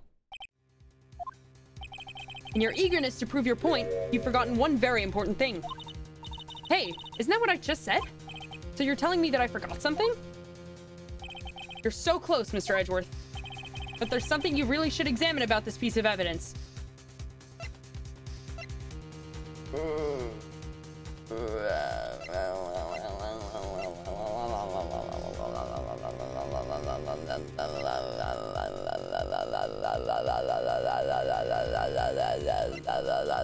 I don't know!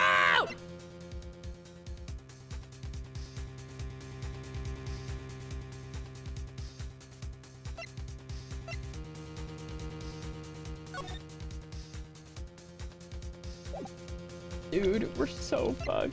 We're so fucked. We're so fucked. We're so fucked. Wait.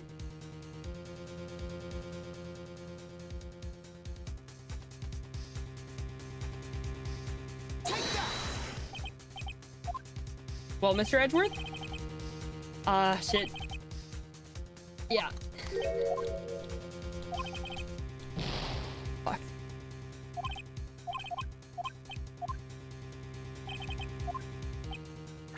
It is a it is a giant stuffed bear that costs like $3,800.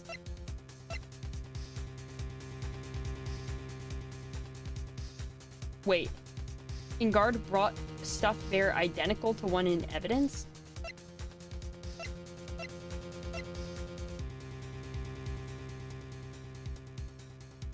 Wait! Only Karita and Andrews know how to open it. How did they get it open? Oh, fuck. It's okay, I can go back. It's okay. I can go back. I can reset it. It's okay.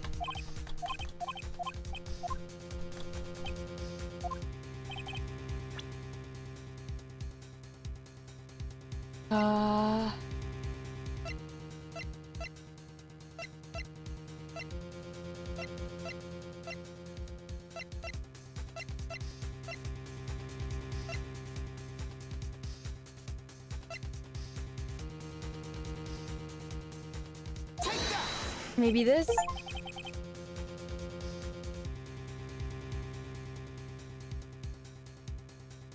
One second.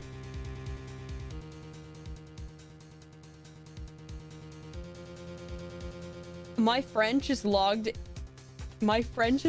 into Steam from another account, from another place. Bro. Hang on one second.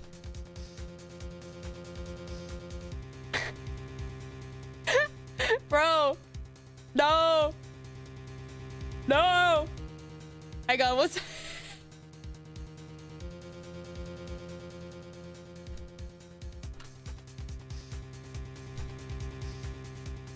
Fuck.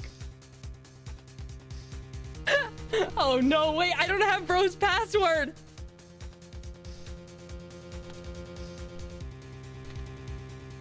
There's no way.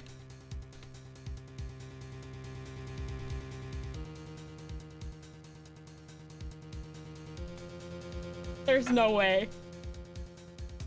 There's no way. Can I keep playing? Oh, I can. Okay, we're good. Okay, we're good. Okay. I think I can still keep playing. We're okay. Okay, well, we just fucked ourselves over, so.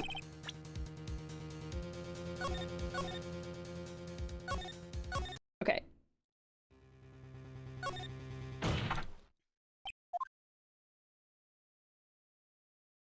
Restart that bit. Objection!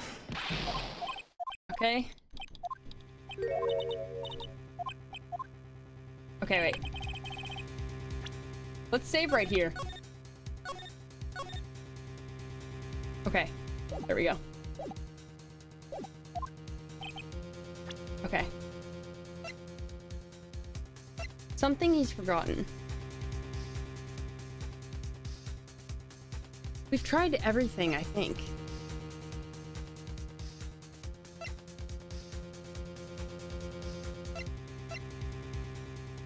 Should I try this again? Oh, was. This is Miss Impact's suicide note, right? Who knows? I mean, sure, this suicide note was found inside the stuffed bear, but this bear was in my possession until only a few moments ago. Which means the handwriting on this suicide note has yet to be analyzed. Oh, so as to whether this pivotal, I can't speak today, piece of evidence was really written by Miss Impacts or not. That has yet to be even remotely confirmed.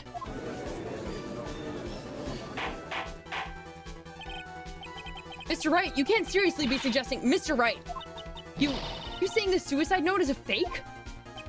Miss Andrews, you were the one who tried to pin this murder on Mr. Engard. Who's trying to say you didn't create a fake suicide note and put it into this bear? That's true. How dare you? Your Honor, the defense is indiscriminately accusing the witness again. There's no evidence linking the witness to the suicide note whatsoever. Objection! But if this is a fake, then the witness is the only person who could have made it. What? Call the witness's testimony concerning this figurine. Only one person other than the victim could solve the puzzle, or the only person other than the victim who could solve the puzzle is the witness herself. Miss Andrews, you wrote the note, didn't you? You wrote it so you could use it to frame Matt and Guard. I did no such thing. Objection! Right, if you're going to pronounce this suicide note a fake, then show this court some evidence to support your theory. Objection! Mr. Edgeworth, you were the one who presented this scrap of paper as evidence. That means the burden of proof lies with you, the prosecution. Get fucked. Mr. Edgeworth, can you confirm the handwriting on the suicide note? It is as the defense has stated, the handwriting is yet to be analyzed. If that's the case, it seems that yet again we have reached a point where a verdict is impossible. That's impossible! This isn't good, Phoenix. The judge is going to carry the trial over one more day. Ah! I don't think Maya will physically be able to make it another day. I didn't want to have to do this, but I don't have a choice. I request that both the prosecution and the defense further investigate. Handwriting analysis my butt. That's just the lawyer trying to buy more time. Oh, shit. I think we've reached the end of the line. Oh, shit. Dude, we're so fucked.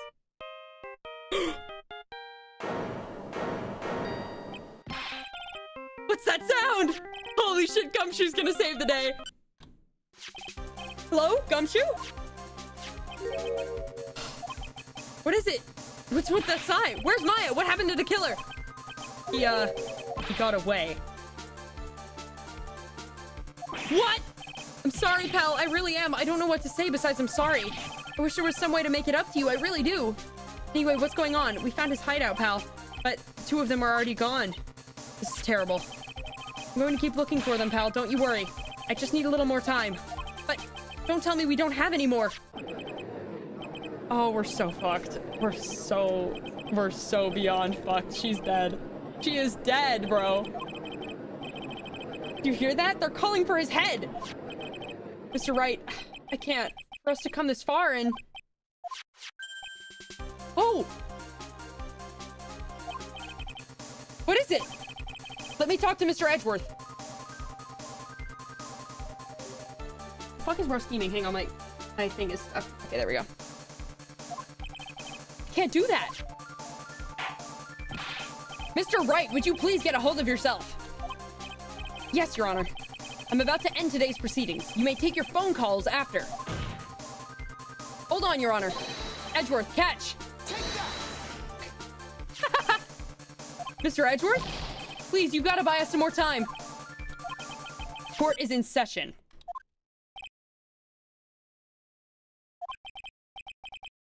So fucked.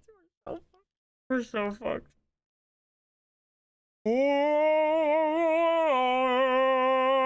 We're so fucked.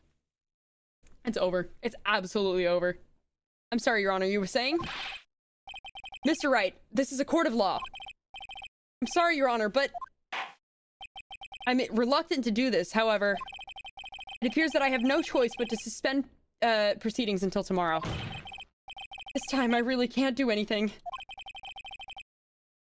Court is now adjourned for the day. We're so fucked! We're so fucked. Objection!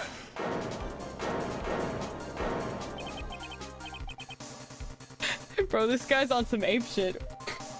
Please wait, Your Honor. Edgeworth? What is it, Mr. Edgeworth? I humbly request another 30 minutes of Your Honor's time. For what purpose? We can perform the necessary tests on this piece of evidence in that time. Holy shit, he came in clutch. Can you really obtain your results in 30 minutes? I believe we can, Your Honor. But wouldn't it be better if we adjourned for today and then reconvene tomorrow?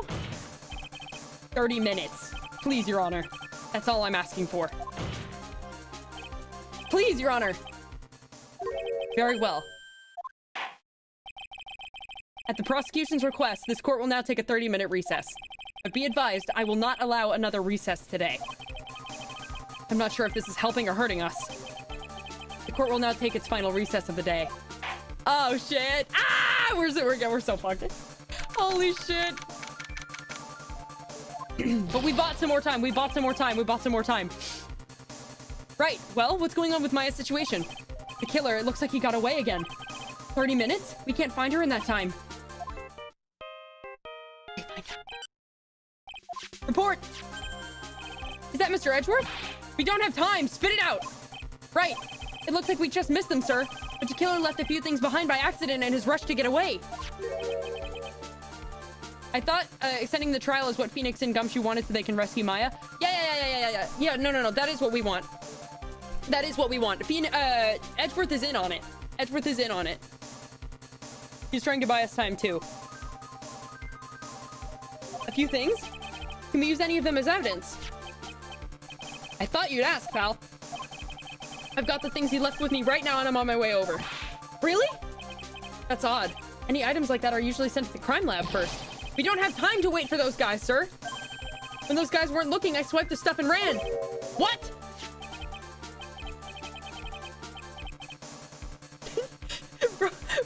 Bro's gonna take one for the team and get himself arrested. I'm not a detective anymore, so I had to. I'm really sorry, sir, but I've got to put the law on hold for now. Sounds bad. I hope he doesn't get in too much trouble over this. With my hunk of junk car, I say I'll be there in about 20 minutes, sir. Don't worry, I'll be there. Wait for me. All right, just get here in one piece. I'm on a mission and no one can stop me now, sir. No one. I'm pulling out all the stops and running every red flag.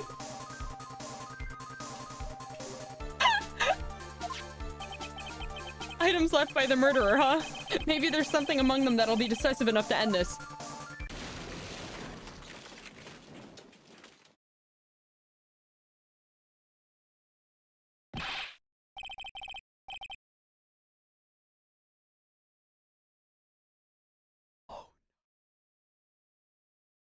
Gumshoe just fucking die?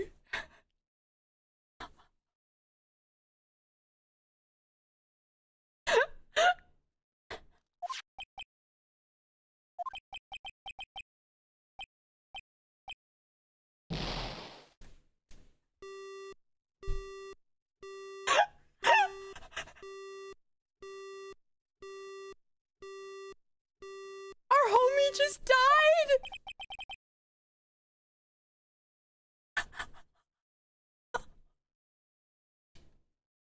What the fuck? You can't kill Gumshoe! It's Gumshoe! It sounded like he had an accident. I'm guessing his cell phone broke as well. What was he thinking? We've got to hurry and call for help. We have no idea where he is. His cell phone is broken and he wasn't driving a patrol car, so no radio either. Also, if we don't get those items before they do, the police will take possession of them. We can't let that happen. Well, if there is a way we can find out where he is, then we stand a chance. Why did Gumshoe have to get into an accident now? Because he was running every red light! Is there a way? There is a way. How? I'm sure we can find out where Detective Gumshoe is through this. Shit. Oh boy. This, I don't know.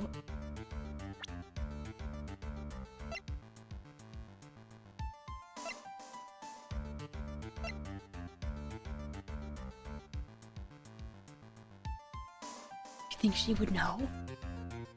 Do you think she would know? You think she would know? Think maybe she would know? You think she would know? I think she would know. I think she would know. I think she would know. Why are you bringing up Francisca at a time like... Oh, I see. I'll try to get in contact with her. I was right! The chances are slim, but she's all we have. Francisca, will she even want to help us? Edgeworth, what is it? I don't have any right to judge anyone ever again. I know my client is guilty, but what I'm doing now, I'm pinning the guilt onto someone totally innocent and using the evidence to do so. It might be my turn to say defense attorney Phoenix Wright chooses death. Right, it doesn't suit someone like you to cry useless tears. Whether you did your job well or not, that can only be seen after the verdict has been decided. The verdict? Is Prosecutor Edgeworth here? Yes, bailiff? There's a phone call for you, sir. They said it was extremely urgent. They're probably finished with the handwriting analysis. I have to go take this call. In the meantime, think hard about what it is you must do. Oh, fuck. Oh, boy! No! I can't believe it! Dude, if they kill off Gumshoe, all is lost. All is lost. They better not. They better not. Okay, hang on 1 second. I want a snack. 1 second. I'll be like right back. Because I finished eating my food and now I want like something to snack on. Give me like 2 seconds. I'm gonna get Aussie too.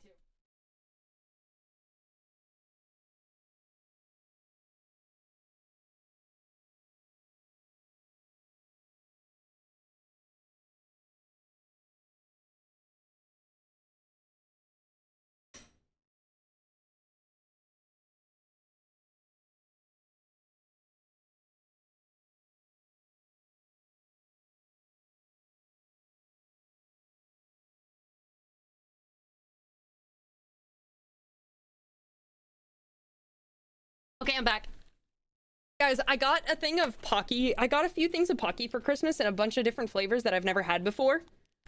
One of which is... I'm gonna try one. It's called... It says Pocky Wholesome. And it's blueberry yogurt. Pocky, supposedly. I've never had this before. It looks good, though. Whole wheat. Guys, it's healthy. I got it. We up.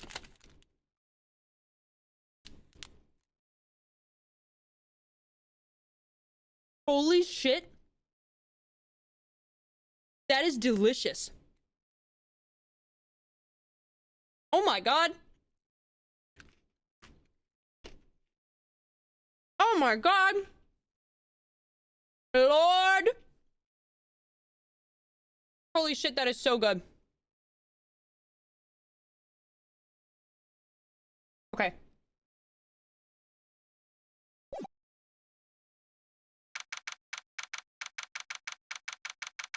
Holy shit, dude, this Pocky flavor is actually the most delectable thing ever. Holy shit.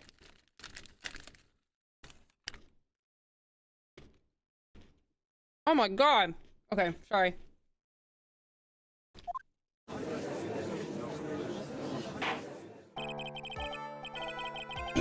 Alrighty. This is our last chance. Let me recalibrate. Okay. What flavor is it? It is blueberry yogurt.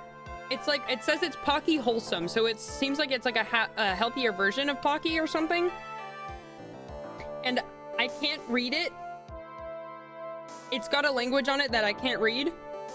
And it's like blueberry yogurt.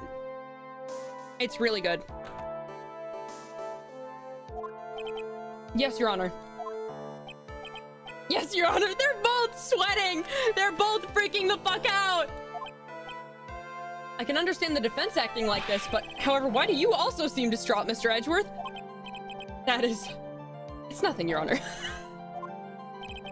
What's wrong with Edgeworth? Looks like something unexpected just happened to him. Now then, Mr. Edgeworth, if you could please tell the court the results of the handwriting analysis on Miss Npax's suicide note. It's not hers. Watch. We were bluffing and it was gonna be true. Yes, Your Honor. Unfortunately, we have discovered that this suicide note is a forgery. Holy shit. What? What do you mean, Mr. Edgeworth? This note was not written by Miss Npax herself. It's a fake.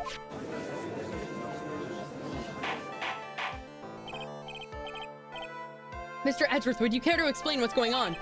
If this was not written by Miss Npax, then who wrote it? We would indeed need more time to do a more detailed analysis, however. It appears that the handwriting matches that of the victim, Mr. Juan Carita.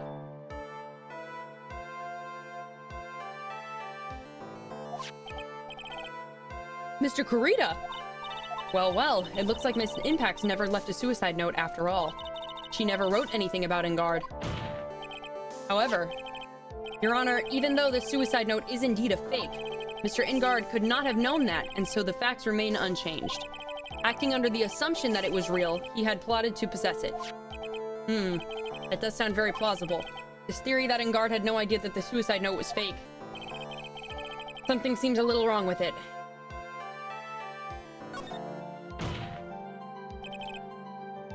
The defense believes that the theory that the prosecution stated that contradicts testimony. Okay. If everything the prosecution has proven up to this point is true, then it's impossible for Mr. Engard to not have known that it was a fake. No. He was claiming... No, the victim wrote the suicide note, pretended it was his former manager's. And... the murderer, what's it called? He was trying to get it because he wanted to destroy the evidence. So the victim probably wrote it as a sham and wanted to ruin his rival's reputation, right? So, okay, it's impossible for Mr. Engard to not have known it was a fake. So I need evidence that proves that he would know that it's fake.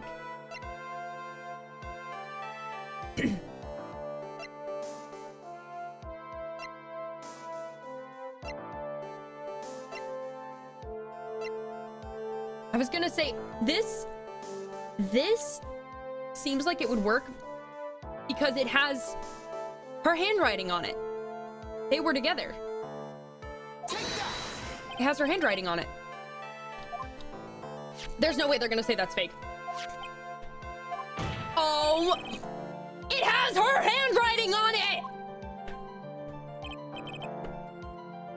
What do you mean?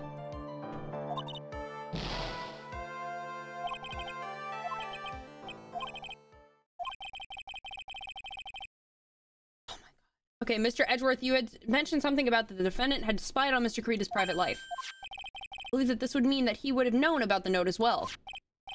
That's it! Yes, and so naturally, this means Mr. Engard would have known that the note was fake. Okay, we're just not going to mention the picture at all, even though that has her handwriting on it. See here, Mr. Wright. Yes, Your Honor? I was the one who thought of the spying thing. Jumping in and stealing my thunder like that is simply... I can't even describe it. Yes, sorry. I could have even bragged about embarrassing Mr. Edgeworth to my grandchild had you not. For that, I assign you...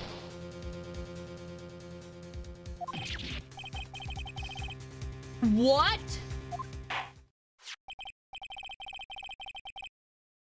So then, the defendant knew that the suicide note was a fake. And if that's true, then the situation has suddenly changed in a very dramatic way. Exactly, Your Honor. The prosecution's theory as to what Mr. Engard's motive for murder was has suddenly disappeared into thin air. But, Your Honor, it's not as if Mr. Engard monitored Mr. Carita 24 hours a day. Perhaps the victim wrote the note in a place Mr. Engard didn't know of. Well, right back at you, Mr. Edgeworth. Why don't you show us some proof that the victim made a forgery at an unknown place? Holy shit. They were jumping me, bro! Mr. Edgeworth, it looks like this time it is you who has dug his own grave. As I figured.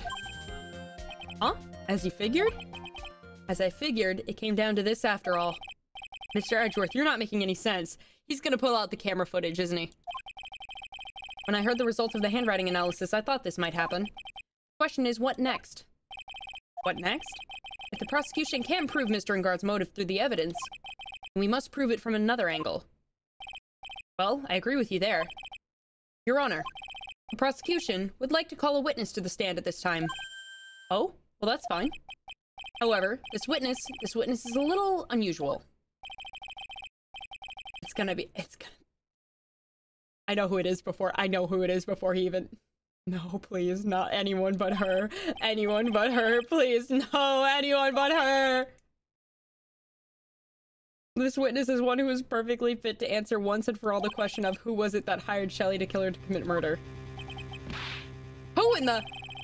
No such person exists who can answer that question with such... Here she comes. I know who it is. Just say it, bro. I know who it is.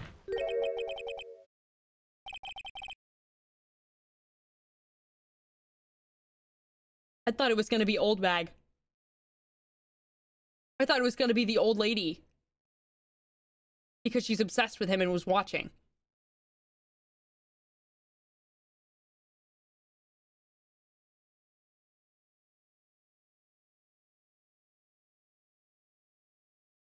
Brother. My man. How are you gonna talk yourself out of knowing who the killer was? How are you gonna talk yourself like the assassin? How are you gonna talk your way out of that? They literally didn't know who it was.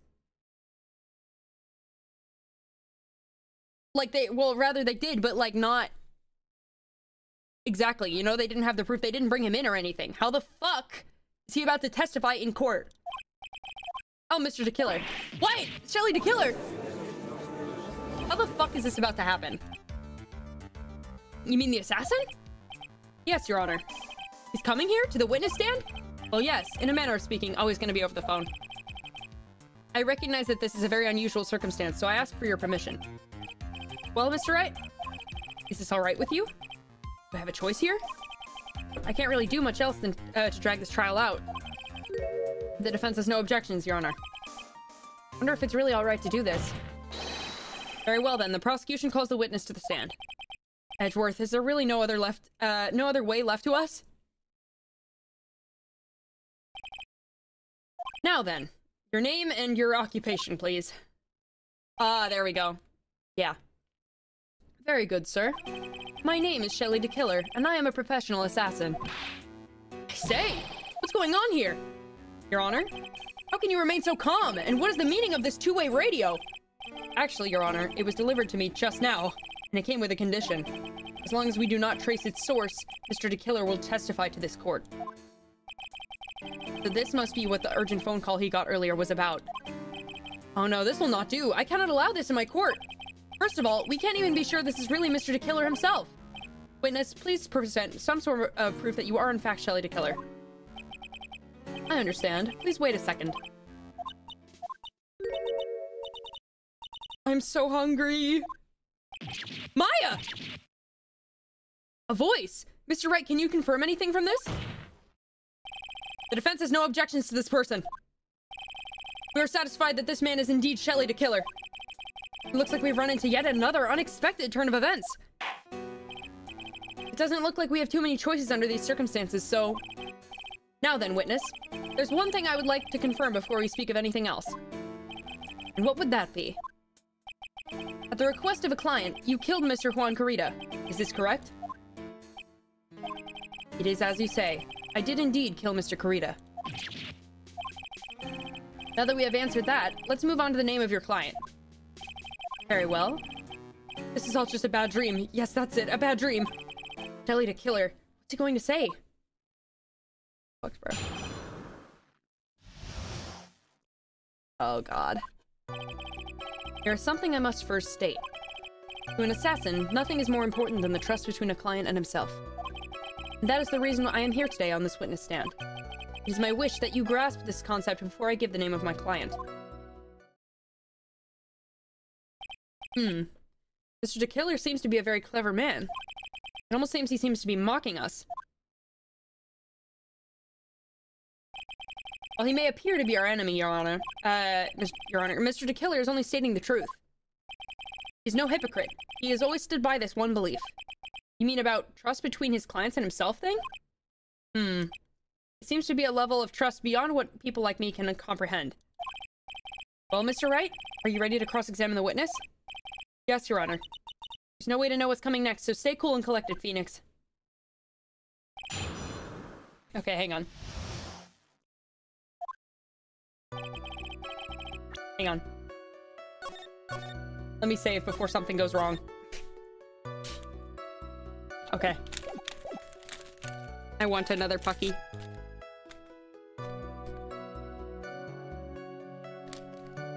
Okay. Alright, so there's only 4.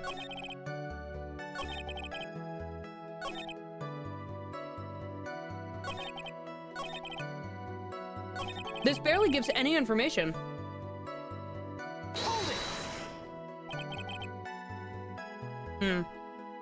We can hear anything you have to say later. Can you please just tell us your clients? I don't think you understand your place, Mr. Attorney. I said this is something I must first state. Do you know what the word first means? Sorry, go on. Well, it appears that this is one witness you can't badger, Mr. Wright.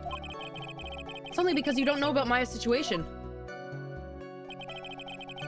To an assassin, nothing is more important than trust. Okay, yeah. The trust between you and your client? I provide my services in a fast and efficient manner. In exchange, I trust that my clients are discreet about me and my identity. If too many people knew my face, it would be quite troublesome. And that's why you're testifying in this manner? This is the first time one of my clients has ever been accused of murder. I must preserve the DeKiller name so my clients can trust me. But couldn't someone stab you in the back and break your trust? It has never happened before, but if it ever did... Yes? That person wouldn't be my client for very long. They would certainly... That's enough! Please, no more! Very well, it was only a hypothetical anyway.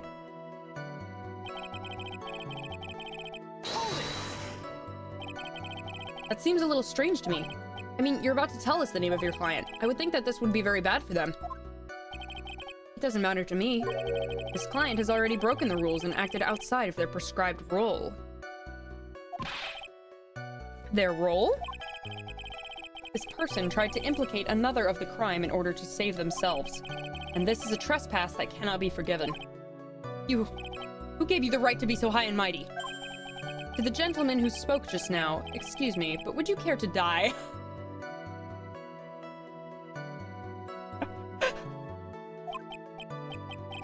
No, I didn't say anything. The judge had better watch himself. I wish that... Okay, yeah. I don't really care about all the extra fluff. Just tell us the name already. Oh, okay, I think I clicked the wrong thing. Yeah. There we go. We understand, so please tell us the name of your client. I'm afraid I cannot do that. I still have a few things to say before I do. Ah, that egomaniacal... It's not so good for your health to be so aggravated. You won't live very long if you let everything bother you.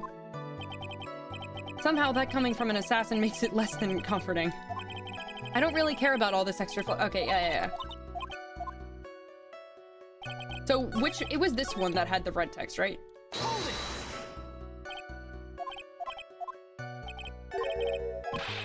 Okay. Broke the rules and betrayed their prescribed role.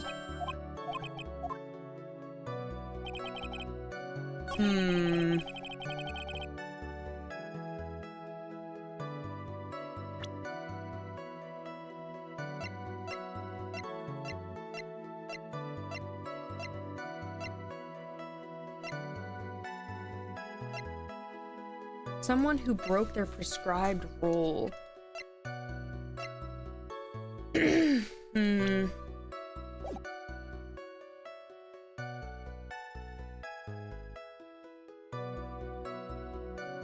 No evidence for this one?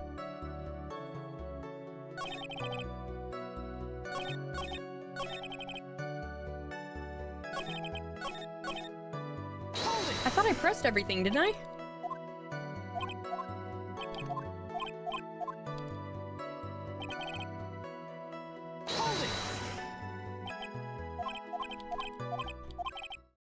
Oh. I forgot we can do the thing where we can go back now. Okay.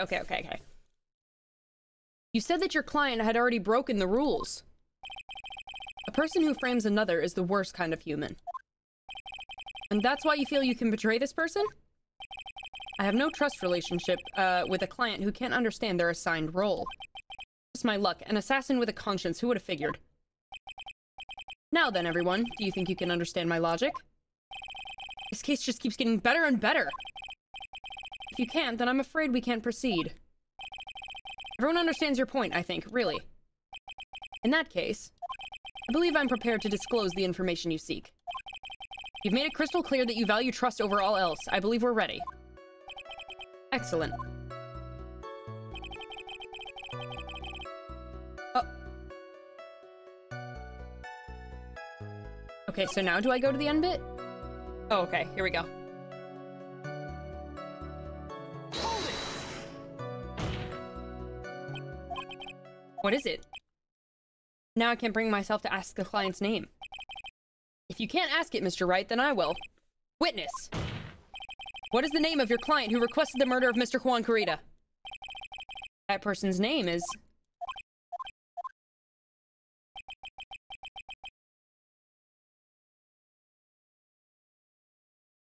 Adrian Andrews.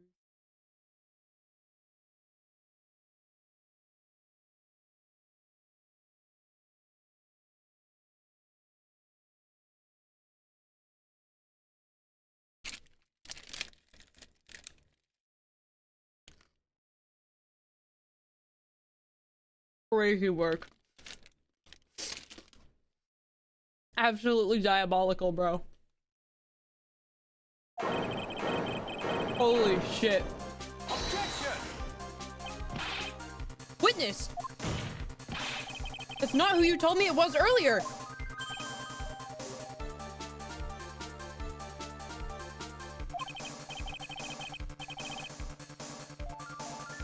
Oh my god. Pray tell, what are you talking about, Mr. Prosecutor? I should think I know my own client, and it is Adrian Andrews. What?! This can't be! On the phone earlier! What's going on here? My guess is that Mr. DeKiller just stabbed Mr. Edgeworth in the back. Stabbed Edgeworth in the back? I'm sure in order to get an audience with this court, Mr. DeKiller told him a different name. Matt and Guard, perhaps. I knew it. This is outrageous! I was deceived! This witness is telling a very serious lie! You were the one who summoned the witness! Shelley DeKiller! My testimony is the truth. The defendant, at the moment, is Matt and Guard, am I correct? All I wish to do is help procure his acquittal. Wow. All of a sudden, it feels like we can actually win this. Yeah. The prosecution has failed to provide a motive and has instead provided this suicide note, which is a forgery created by the victim. Furthermore, there is a possibility that the defendant himself knew it was a fake. Oh, most definitive of all, we have heard from the assassin himself the name of his client. Mr. DeKiller's client, who requested the murder, was not the defendant at all. With all this evidence, it is obvious to me that this means that Mr. Matt and Guard is innocent. I seem to have caused you all a bit of confusion. Please continue your discussion and call me when you've reached a verdict. Bailiff, please bring Miss Adrian Andrews in immediately. But now, with the way this is going, and Guard will be found innocent. This may be our last chance to save Maya. Yeah, but Edgeworth is right. DeKiller is lying. And in Guard, my client, I know he's guilty. Can I live with myself if I win this? Who would have believed that the prosecution's own witness would absolve the defendant? Your Honor, the prosecution requests permission to further question the witness. Shelley DeKiller is certainly lying under oath. It wasn't me! Listen, everyone, please! That testimony just now was all a big lie! Miss Andrews, the suicide note may have been a fake, but that man, Matt, he's the reason Celeste died. And Juan's death, it was all because he got pulled into Matt's twisted world. That testimony just now, you have to believe me, it was a horrible, horrible lie. But Mr. DeKiller himself has testified. He has named you as his client. No, that's not true. Also, there's quite a bit of evidence that points to you. The knife and button donning the Nickel Samurai costume. But that's... You even have a motive. We know that Miss Celeste impacts with a large part of your life. You wanted to follow her, and you wanted revenge against the two who hurt her. I would say you have plenty of reasons to want them both dead. No! Mr. Wright! You know the truth. Tell them! Tell them the real story. Who the real killer is. Tell them. Please, help me. Yes, I know the truth. Mr. Wright. Yes, Your Honor? I believe we have reached the end of this trial. Therefore, I ask the defense for any final words or opinions. I have to decide. Do I take the not guilty verdict and save Maya? Or do I throw this chance away and wait for Gumshoe's new evidence?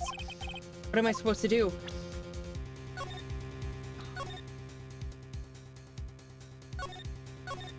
Oh, fuck, dude.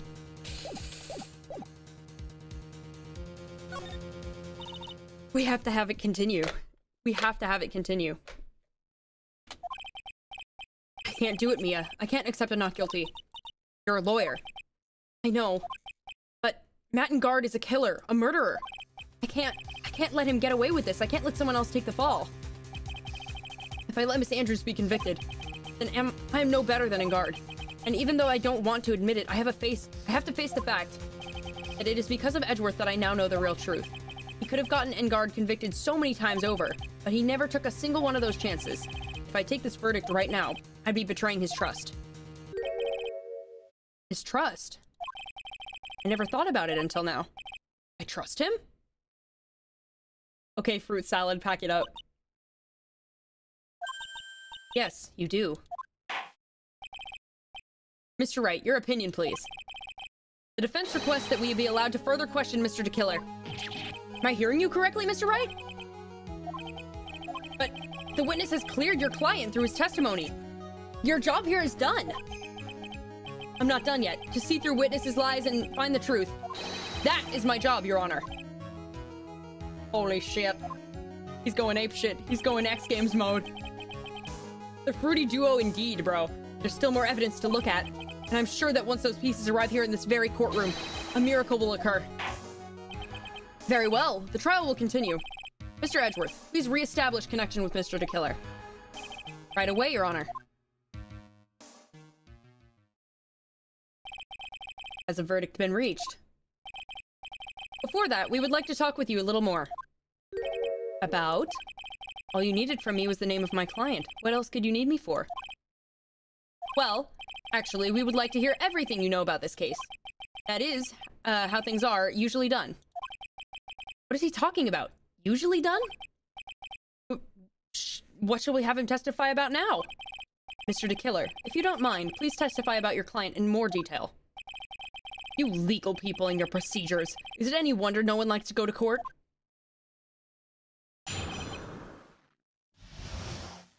Okay. As I have already stated quite a few times, Adrian Andrews is my client. However, one thing I simply cannot overlook is tampering with the scene of the crime. My client did it to frame another for the crime. While pretending to be the first person to discover the body and enter the scene, Adrian Andrews already knew from the very beginning that Juan Carrito was dead. But even more appalling is the creation and planting of the knife and button. That act is what I was referring to when I said my client had broken the rules. Huh. This is a most unexpected turn of events. For the 5th time now? However, this time everything has finally been revealed. Just a second, Your Honor. Yes, Mr. Edgeworth? We still have the cross-examination to do. But you don't need to question testimony like this. Do you, Mr. Wright? Your Honor, the defense will question the witness, as if I have a choice here. Huh? Why? What this witness has said is nothing but beneficial to the defense's case. If you scrutinize the testimony, then I'll expose the lies in that oh-so beneficial testimony, I suppose. I don't understand what's going on anymore. That makes 2 of us. Oh boy. Okay, let's save this. There's a lot of different spots here. Okay.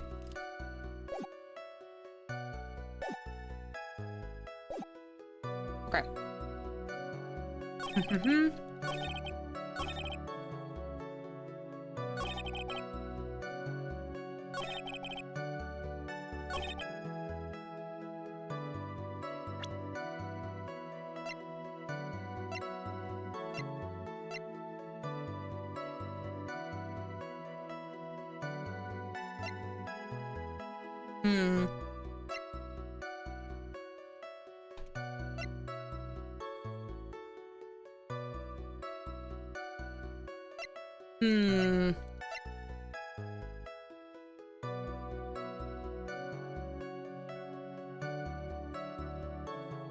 Wait a minute.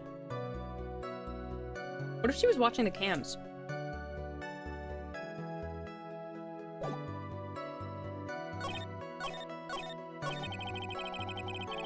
I'm gonna press all this, but I feel like she was watching. Like I feel like this is a partial truth. Like I feel because the best lies are always told with partial truths, right? So I'm pretty sure that he's partially telling the truth, and that's why it's believable. What is it, Mr. Wright? If I press him the wrong way, it might raise suspicions on his end, but I have to do something to waste more time. Witness, about requesting a hit. Yes? How much? Why would you ask this in a court of law? My brother in Christ! Why would you do that?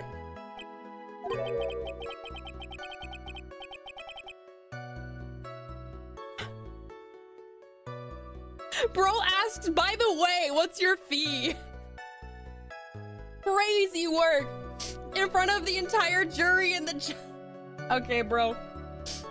I see you're also quite a dark-hearted man, Mr. Attorney. Huh? If you would like to talk business, we can do so after the trial. Ah, no. I'm not thinking of hiring Mr. Wright. Yes? You want to kill me? You want me dead, don't you? What? Why would you think that? Guilty! Mr. Phoenix Wright, you were here. What? What? Witness, let's continue. Why did you disclose the name of your client? They are your client, are they not? One thing I simply cannot overlook is tampering with the scene of the crime. Okay. I would think that most people wouldn't be able to overlook a person hiring another to kill. If I had a problem with such a thing, I wouldn't be very effective at my job. Yeah, well, a change in occupation might be good for you. However, I will say this. Even though I am the one who does the deed, my clients are always the real guilty party. That goes without saying, Mr. the Killer. And their fate is to live with the knowledge of their guilt on their shoulders. However, my client this time thought that they could run away from their guilt. My client did it to frame another for the crime. Okay. Are you talking about the button and the knife? Yes, and my business card. Oh, this card. So that no one has to waste their time, including the police. I always make it a point to make things as easy as possible. You try to make things easy? My business card makes it very easy to identify who carried out the service. He's pretty devoted to his work. But to disregard everything, to go and stab the deceased with a knife, and even hide my card from sight, that is something I cannot overlook. It's really hard to tell if he's being truthful or not without him being here.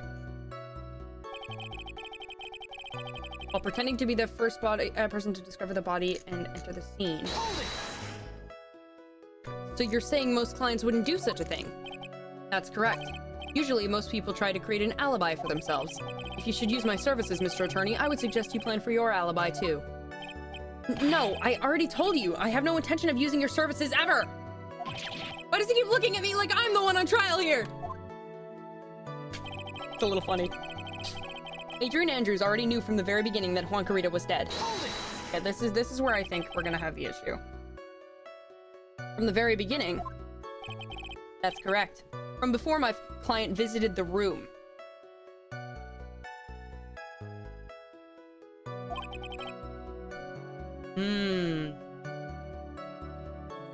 All of my clients know precisely what the situation is at all times. I wonder if that's really true. That's odd.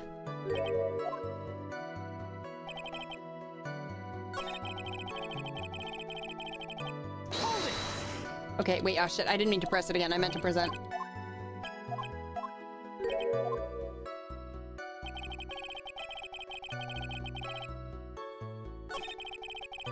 Okay, I think it's this. It's gotta be this.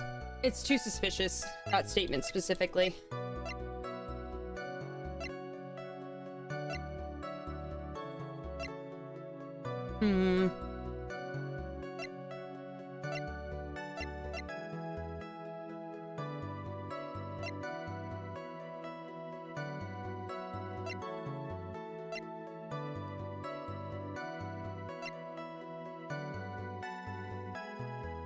Would it be the transmitter? I feel like it's the camera.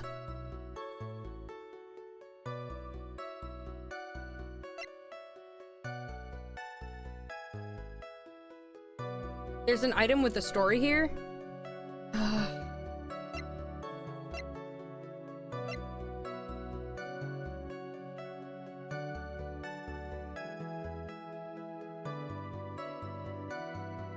I did save here, right? Let me just do it just in case. Because I don't have much health left. Her first statements. Ah, shit. Ow. I don't remember.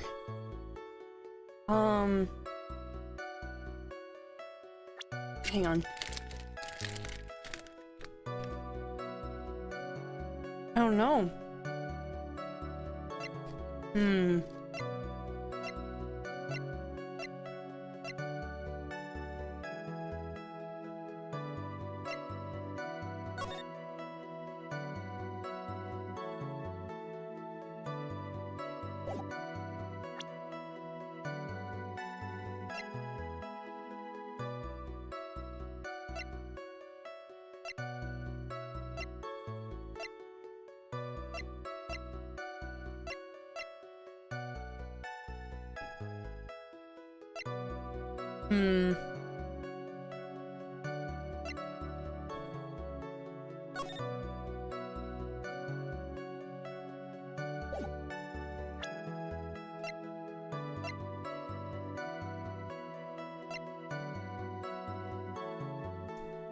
This is the only thing I could think could be suspicious, though.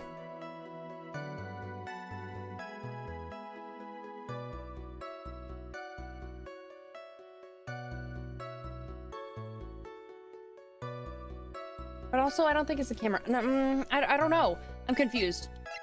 I don't know.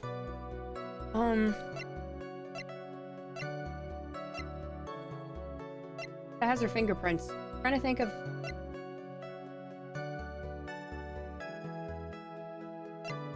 What is a way she could have known?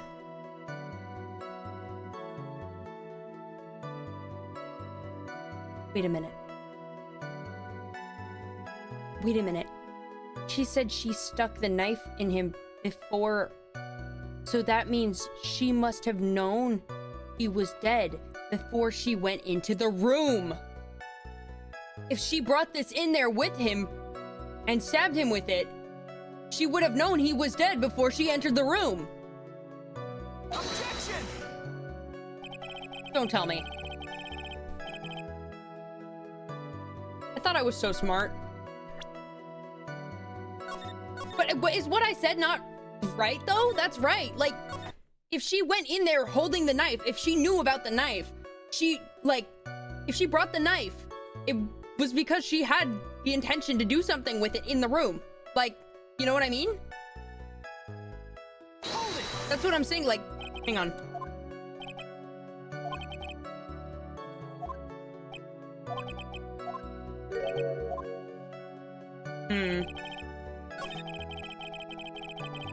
It does say at the very beginning. The very, very beginning.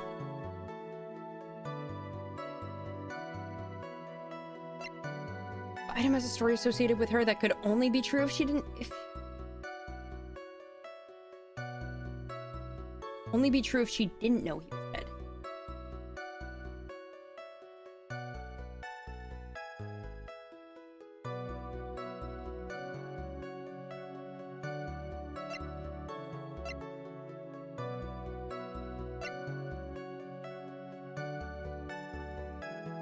I'm just trying to think. Associated with her, that could only be true if she didn't know he was dead.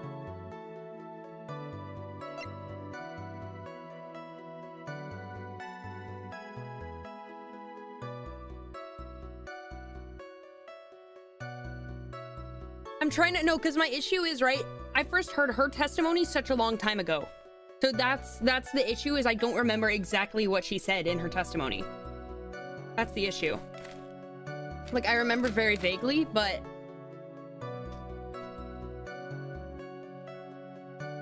it was all this stuff in the beginning. So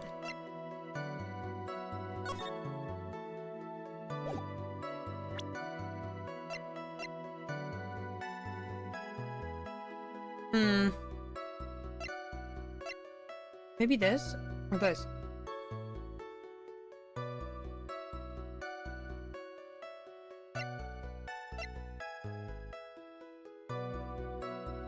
The knife and button only happened after she knew he was dead. That's true. That's true. Wait. That's true. Associated with her that... So... Was I right with this? Objection! I was right with this! That was my first instinct! That was literally my first instinct! Oh my god. Motherfucker.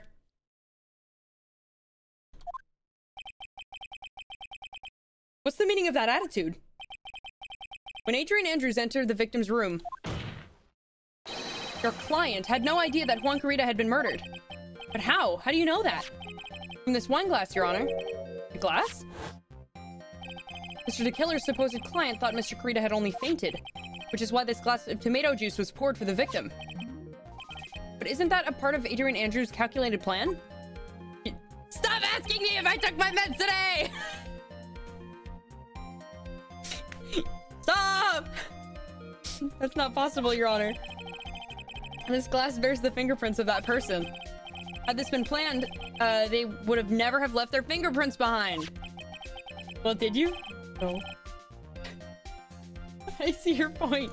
Mr. Edgeworth, what's your opinion? I didn't even know what was going on, but my guess was the tomato juice. Yeah, that's what I was saying, because that had her fingerprints on it, right? So that was my first guess. But it felt like too simple. It felt too stupid. But I guess that makes sense. Strangely enough, I had the same exact thought just now. Witness, how do you explain this strange phenomenon? Isn't it a waste of time to ask about such a minor detail? It's not a very important point anyway, correct?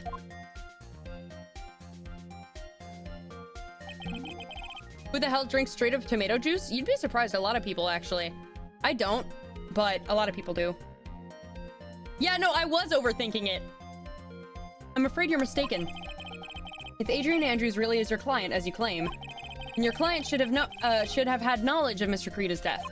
If not, then that can only mean that Adrian Andrews was never your client at all. How strange. Yes? Why is it that the attorney has yet to raise an objection at this absurd situation? Phoenix, if the killer figures out what we're up to, we're in real trouble. Yeah, I know. Objection! Mr. Edgeworth, I'm surprised.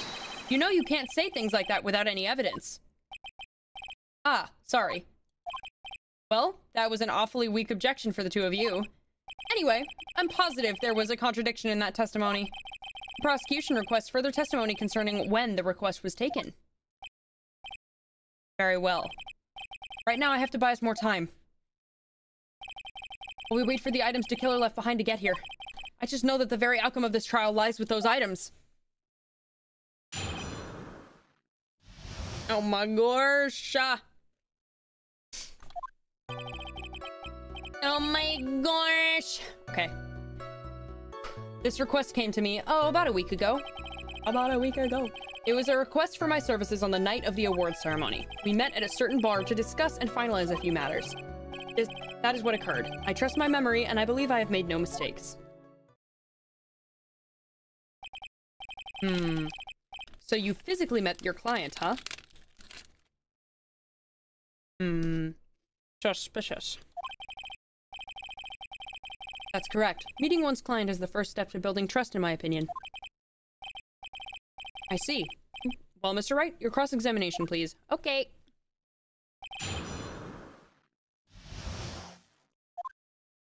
All right.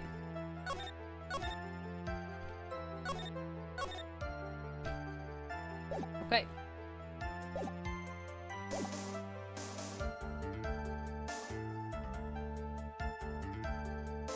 I have to pay very close attention to notice. Okay. Hold it.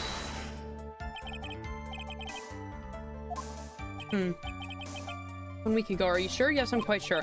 I, of course, had my own preparations, and I was barely able to finish. When you request my services, Mr. Attorney, I hope you'll keep that in mind. Please stop. In any case, my client has, this time, had a very specific date and time in mind. A specific date and time. Hold it. Did you ask why on that specific night? No. I tried to fulfill the conditions of my client's request. But as for why, I only had my suspicions. Okay. Your suspicions, huh? So what are these suspicions you had? Why did your client request that night? I'm sure it was all for the bear. The bear! That fucking bear. My client spoke of it. I'm sure there will be a bear-shaped figurine in Juancarita's room. I would like you to retrieve that item for me. That figurine was a suicide note. Naturally, the victim brought it with him to his hotel room. He was planning to publicly disclose its contents at the press conference after all. That is correct. And if I had not done the job that night, I would not have known where the bear figurine was. See. Well, Mr. Wright, was the ceremony just now of any importance? Very important. The testimony just now has made one thing clear, and that is... the client knew the secret of the bear figurine. Why is everyone so quiet? Oh, shit. Oh, fuck.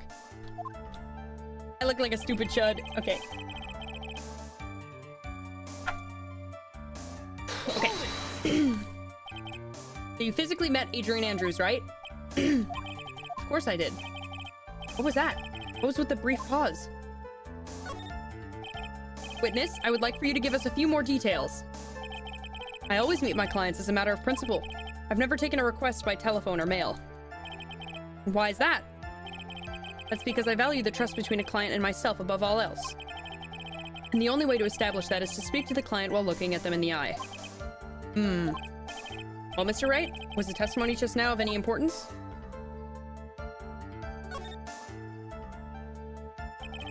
Of course, it was very important, Your Honor. If Mr. DeKiller had met his client before the murder, then it's unlikely he's mistaken.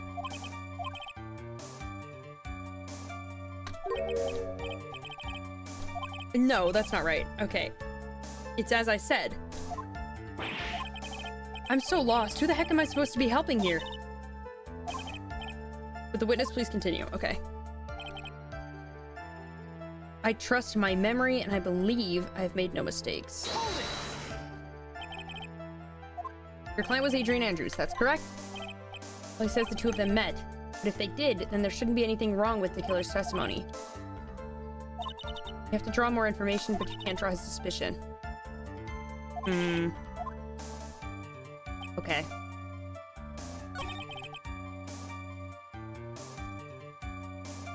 Which one had the thing about the bear?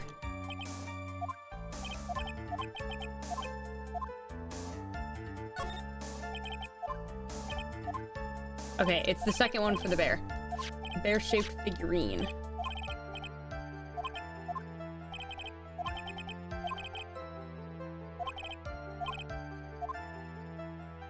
What if I say it's not important?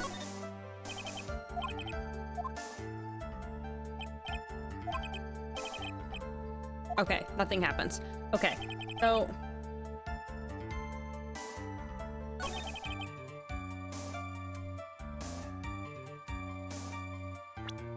There's something about the bear.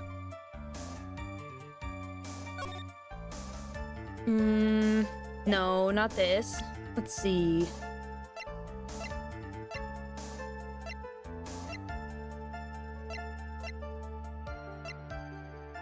Is there anything we have to link the purchase of the bear to a week before?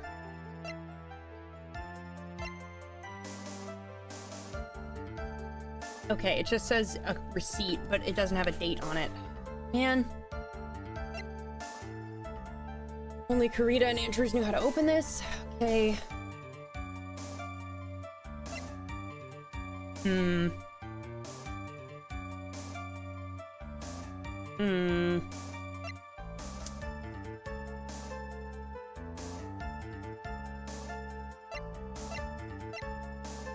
Do we have anything for... Man, I don't know.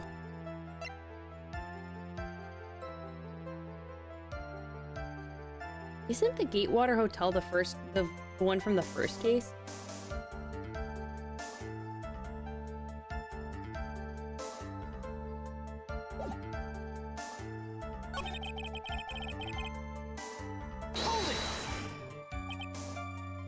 Let me just, yeah, 1 week ago. Oh, is it one of those things where you have to loop back around again? Probably. Specific date and time.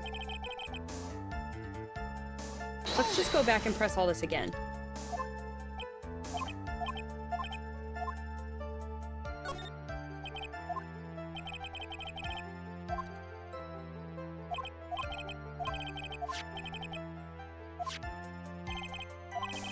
Okay. Yup.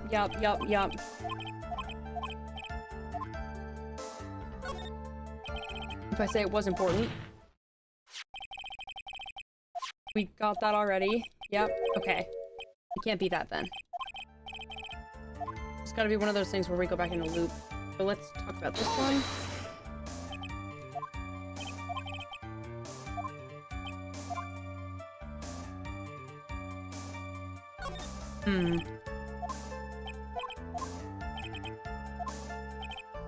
Never take hits by telephone. Lay the trust between myself and... Let me try something. Oh, Jesus. I didn't realize there were two of them now. Oh, okay. Wait a minute.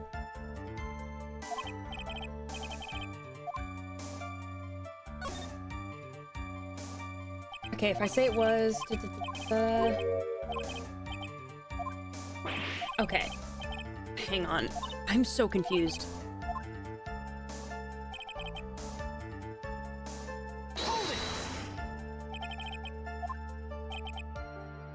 I went on their quest to press everything but the right button. What?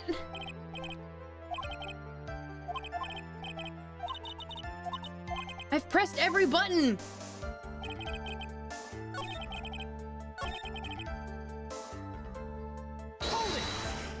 Was it this, but the other option?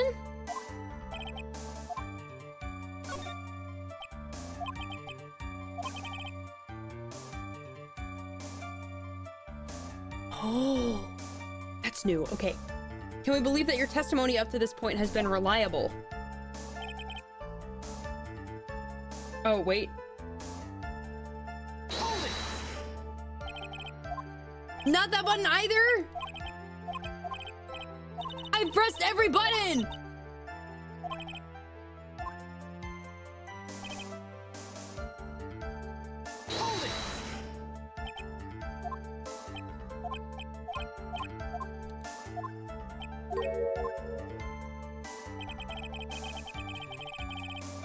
I've pressed every button.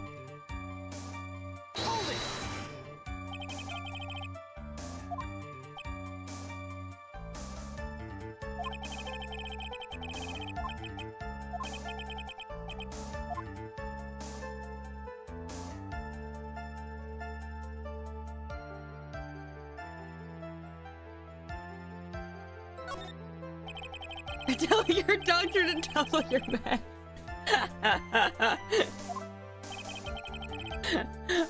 Listen, I'm trying my best.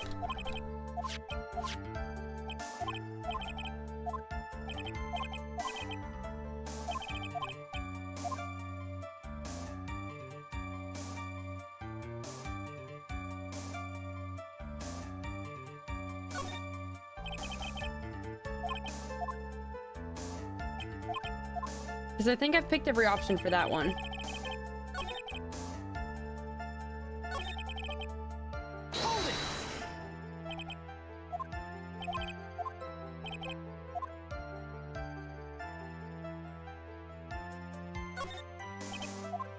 Hang on.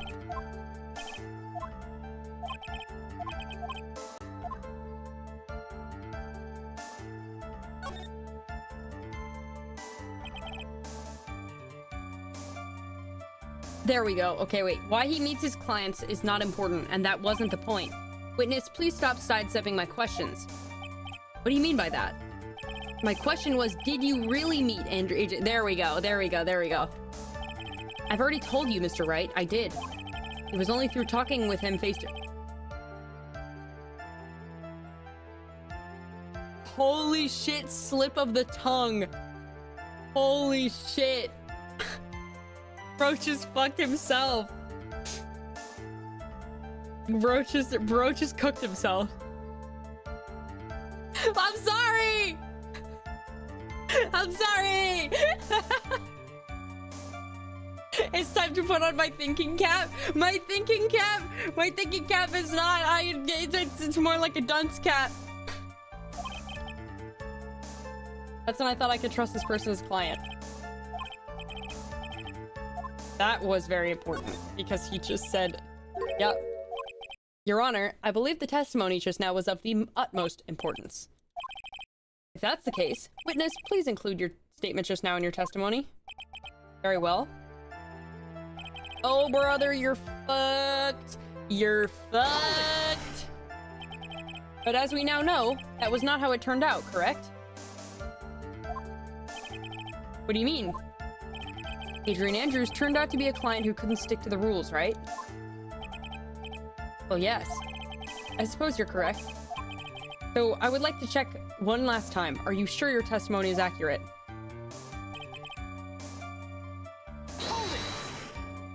Okay.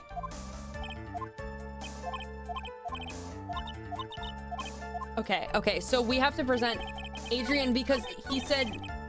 Yeah. So that means... This means that he hasn't met her in person. So...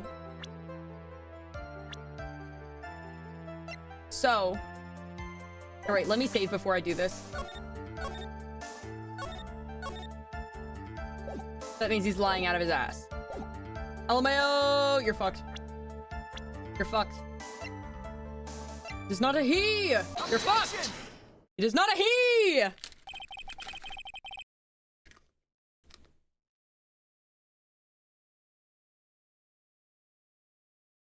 Yum yum. I wonder how you survived from day to day. Hey! You met Adrian Andrews at a bar and took the request at that time. Yes, that's correct. And that's when you thought he was trustworthy.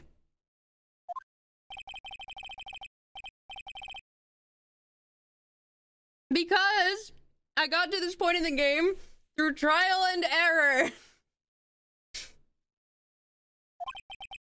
I'm sorry, but that's an impossible tale. What? Shelly the Killer. You have never met the real Adrian Andrews. Why would you say that? Because you made one very big slip-up about her. So what's the issue? What did you say just now? About her? If you had ever met Adrian Andrews in person, one look would have told you that she is a woman.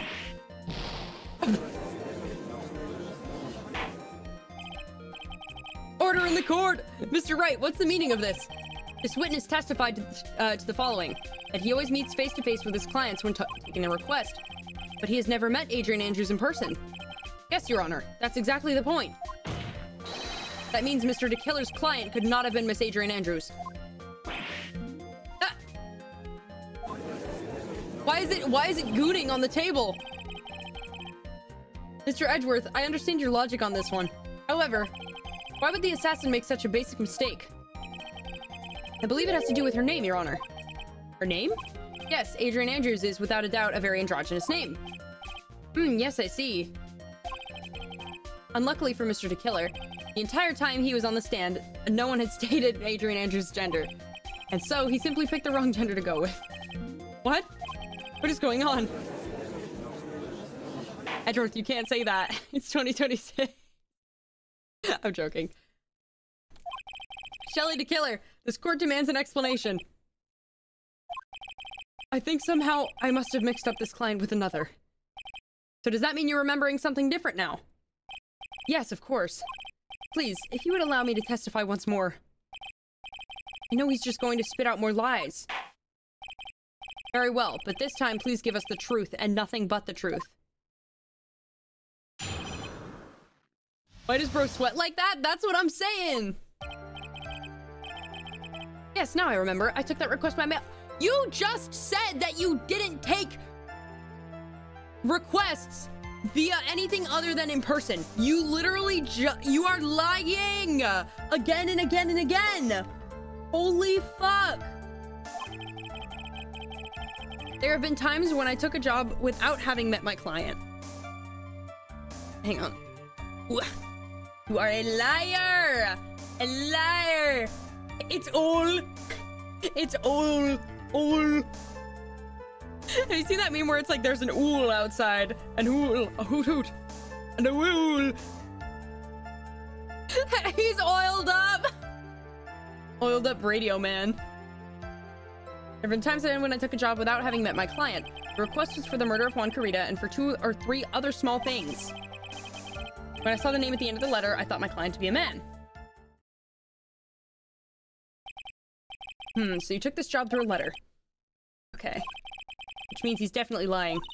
Be careful, Phoenix. If you break the assassin's testimony completely, it's over for us. I know I can't make him suspicious, but I think we're okay. Like, we can do this. As long as he's standing there across from me, no matter how strong of a punch I throw, he'll counter it. Okay, fruit salad! Pack it up! We know! With the word ool. It's an ool. There's an ool outside. Please tell me you guys have seen that meme. Please tell me you guys have seen that so I don't look crazy. There's an ool. Okay. Meow. Save! Save! Save! Okay. Didn't you just say that you always meet your clients? I suppose I did say that. However, there are some clients for whom a meeting is simply not possible. Didn't you meet your client this time? No, I did not. Oh, come on now. Let's stop with this game of cat and mouse. Using your silkiest voice is not going to work on me. Alright then, just cough it up and confess. Mr. Wright, you can't badger a witness with such harsh words. You're a lawyer, so behave like one and present evidence instead of mindlessly yelling. Now then, do you have any proof that Mr. DeKiller met with his client? Ooh.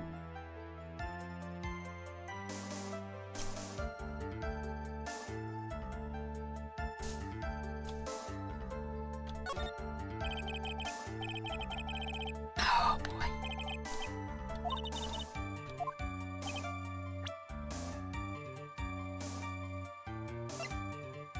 I saved before this, so if I fuck it up, I'll just go back.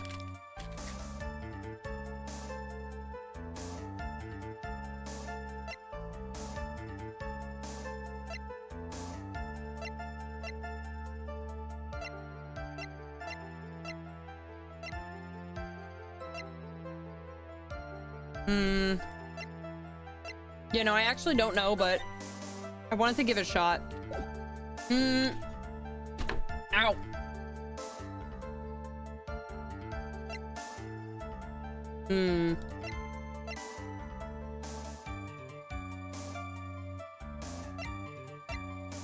Yeah, I got nothing.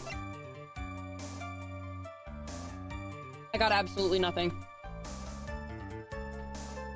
Oh, well, I just gotta present something and hope it I'm just gonna go back.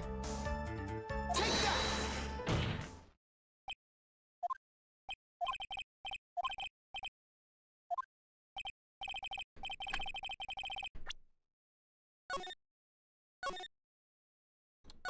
I'll restart. Hold it. Okay. Let's go back here.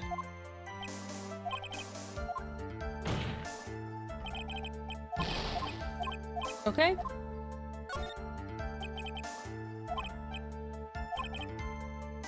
Ah. What's the nature of right and wrong? Oh, fuck you, bro.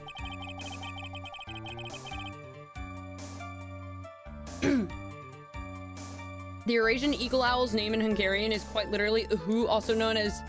I can't read that. Meaning big-eared owl, not...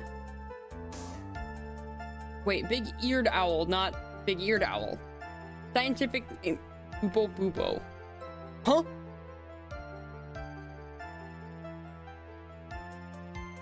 Are you telling me there's an owl with a scientific name that's Bubo bubo? That's kind of funny. I love owls, dude. They're so cute. Okay. Hold it. Why could you not meet certain clients? Recently, I've been receiving more requests. If I meet each and every client, I would lose some nice business opportunities. On top of which, the times have changed. It's now the age of information and computers, correct? Well, I've joined the Times and I now take requests via electronic mail. You have to mail that in a special insulated envelope? I'm very sorry, I despise the shortening of words. What I meant by electronic mail is commonly referred to as email. Email? In your contest of mimicry, the judge would be beat a parrot ends down. Anyway, so you took this job without having met your client, and? What are the 2 or 3? Yeah, elaborate, bro. What the fuck are 2 or 3 other things?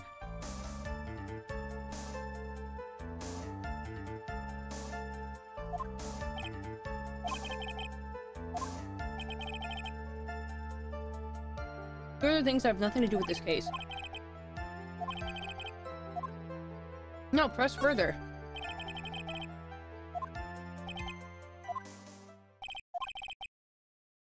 Did I just fuck myself over?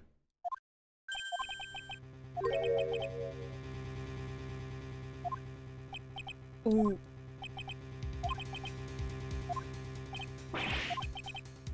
Oh. Oh. Oh. Oh, wait, do I go for it? I'm gonna go for it. I'm gonna go for it.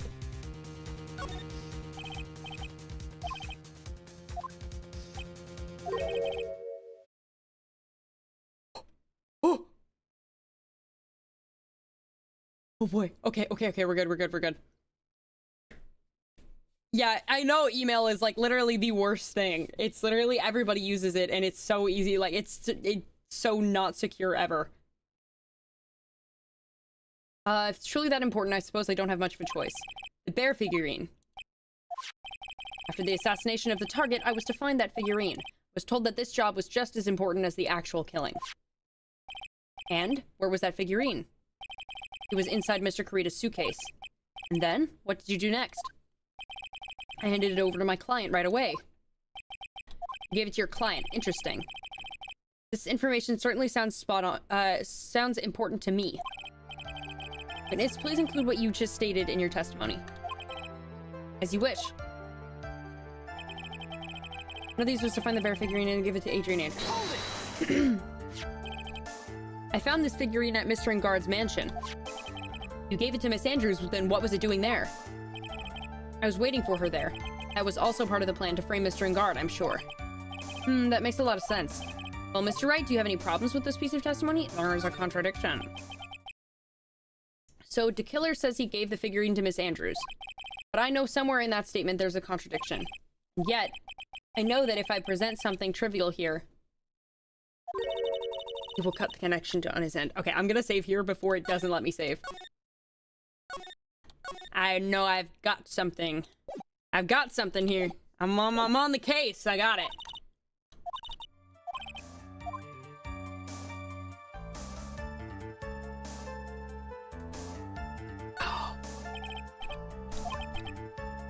You gave Miss Andrews the bear figurine, and she told you to take the bear and wait for her at Engard Mansion. Is that correct? Yes. Where are you going with this? Well, I think maybe you might have remembered a few things incorrectly. What? This is a battle of wits. I can't let up on him. I don't think it's possible for Miss Andrews to have been the recipient of this bear.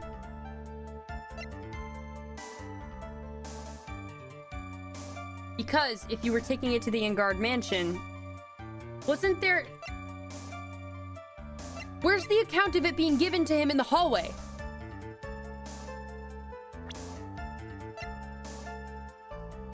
Can I present another testimony where he said that he saw him handing it over in the hallway?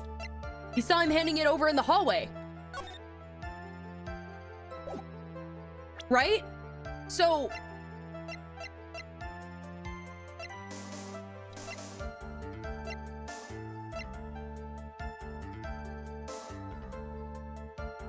Yeah, why? Well, she wanted the bear because she wanted to burn it before her secrets could be spilled to the world, you know?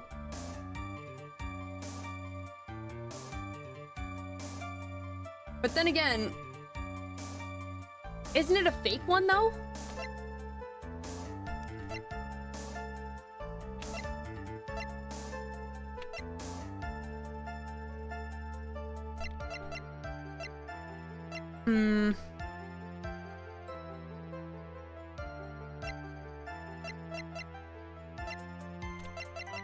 I know I'm on the right track here, I just have to pick the right thing. That's the problem.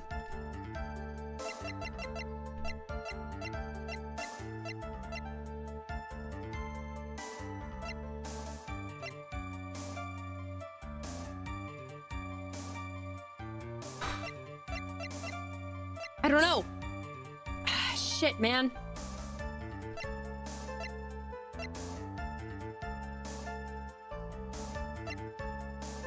Don't think it's possible for Miss Andrews to have been the recipient of this bear. No, because... What's his name?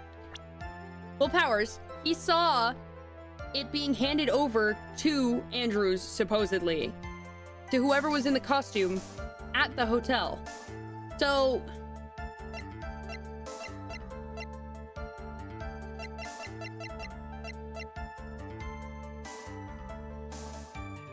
I don't know!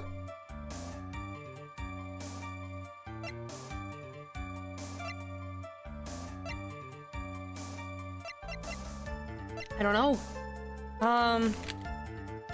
Man.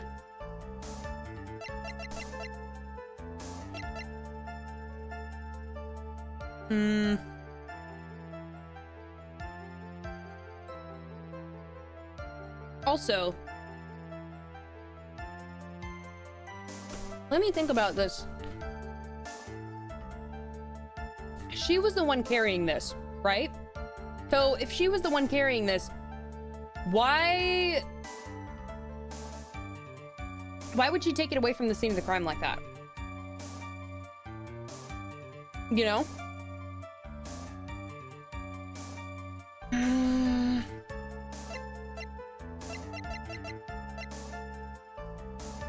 I'm gonna just start guessing shit at this rate. I have it saved, right? Yeah.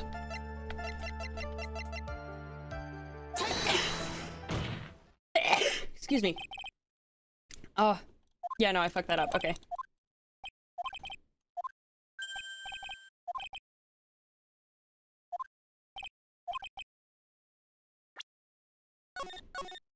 Okay. Again. Again! Okay.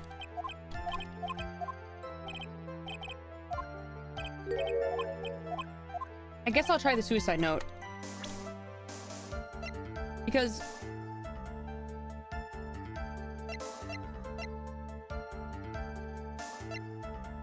I was thinking it has to be something recent, but also... yeah, I'll just try it. Shelly to killer. You'd really given the bear to Miss Andrews. And this item should not have been... That's right, wait, because she's the only one who could have gotten it open, right? So that means the person who received it would have been someone who could not open it. I see where you're going. Yep, that's where I'm going. Where is everyone going? Do I need to pack a suitcase? Shut up! Your Honor, please think back to Miss Andrews' testimony.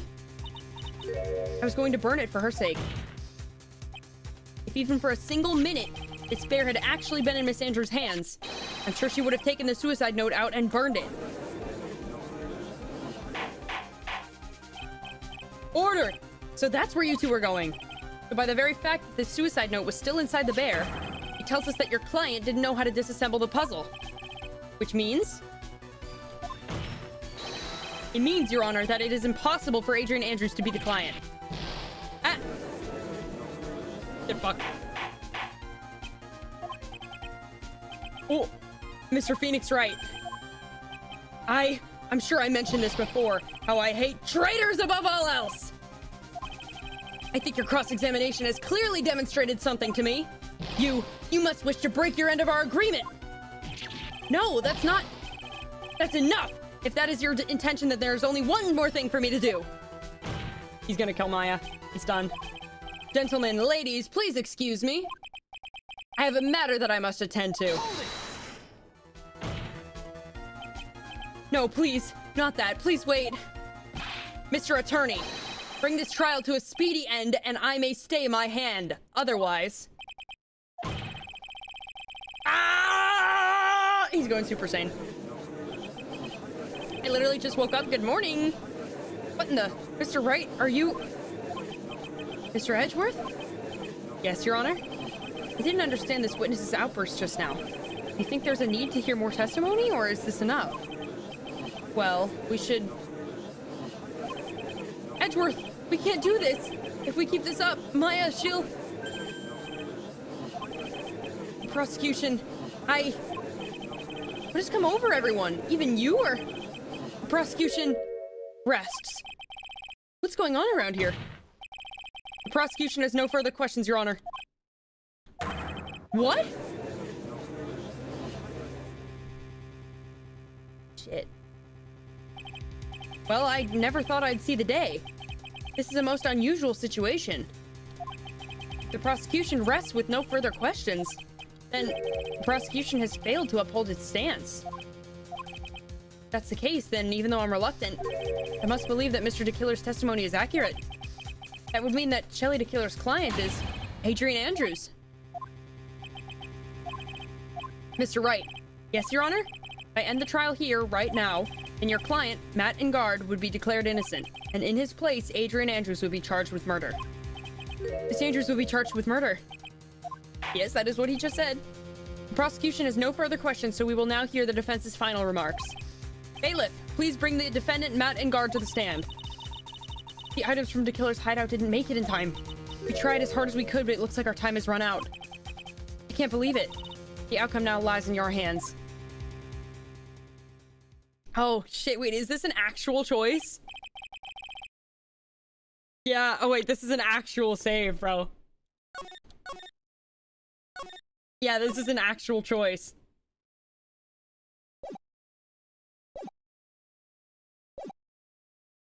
Dude, did the old guy finally decide? To be honest, I can't think of you as a truly innocent and good person. You have done enough evil to drive a woman to suicide. But, at least on the charge of murder, it would appear you are innocent.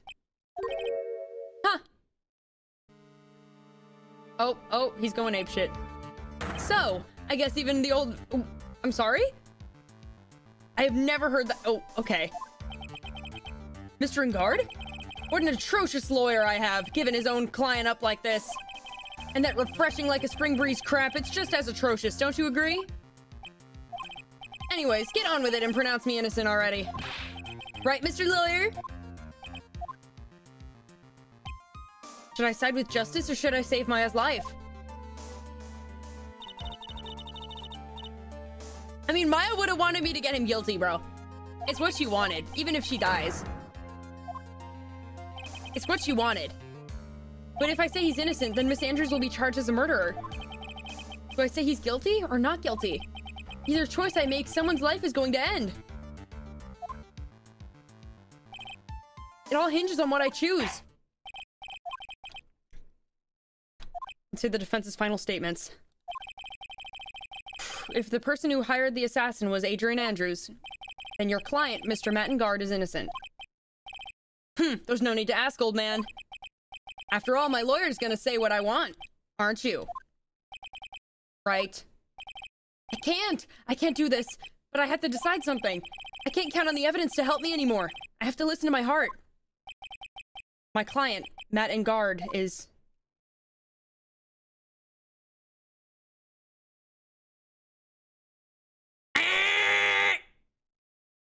Get fucked. Get fucked, asshole. We're waiting for your answer, Mr. Wright. Mattengard, your client deserves an answer. Maya, I'm sorry.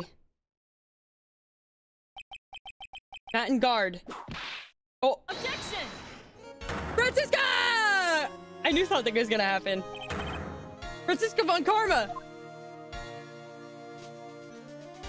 She pulled up! She just shows up and starts beating everybody with the fucking whip, bro. What is her issue? You see now, don't you, Mr. Phoenix Wright? This is exactly why you should never take your eyes off that scruffy fool. Did you bring them? The final pieces, do you have them? You should know better than to ask that, Mr. Miles Edgeworth. Von Karma is perfect in every way. The evidence here is in perfect condition. Don't worry about Scruffy. He's fine and his injuries are minor. Thank God. All the items are inside of this. What a filthy old coat this is. That's Gumshoes. I can spot his tattered rags anywhere. Don't diss his drip! I apologize for its ugliness, but there wasn't anything else to wrap the items in. You're so mean to my guy. I've fought long and hard this whole trial. All for what is inside of that raggedy coat. I'm sure that inside that coat lies a crucial piece of evidence. Your Honor, inside that filthy coat are the defense's final pieces of evidence. Your final evidence?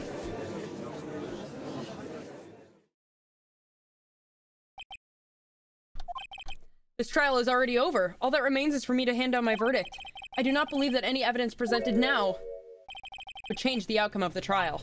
Objection! Your Honor, it's our duty to examine every piece of evidence down to the last. I request that Miss Von Karma is allowed to present these pieces of evidence. I suppose you're right, Mr. Edgeworth. I grant permission to do so. Why does he always listen to Edgeworth and not me? Why does nobody give a single flying fuck about what I have to say? However, this one obvious rule applies here.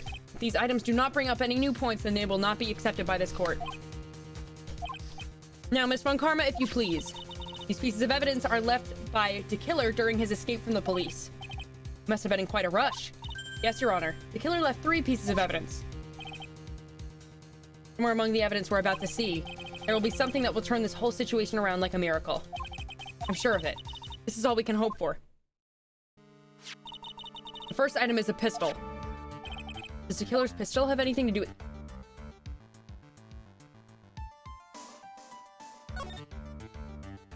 Does that pistol have any relation to the case? We have yet to perform a ballistics test, so I can't say anything for certain. However, I believe that it has something to do with this case, at least with me. That's the pistol that he used to shoot you, isn't it?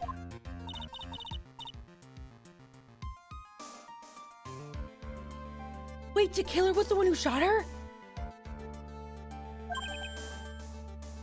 Oh! I kept the bullet they removed from my shoulder as a sort of memento. Fatty.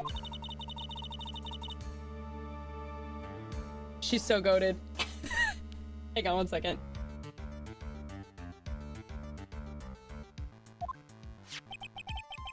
I was resetting my thing. Okay. I'm sure it'll be an excellent sample for the test. So that's the pistol that was used to shoot Franziska. It's probably not going to help us very much. The second piece of evidence is this videotape. Bet the killer took that from Engard Mansion. Question for more details. It might be the one. It might be the one that has the murder recorded on it. If I got shot, I would 100% ask to keep the bullet. Yeah, no, I would too, honestly. Have you checked the contents of the tape? Unfortunately, there was no time to. Yeah, that's got the murder on it. Get it. That's the one. I would speculate that this tape is very important. Why would you say that?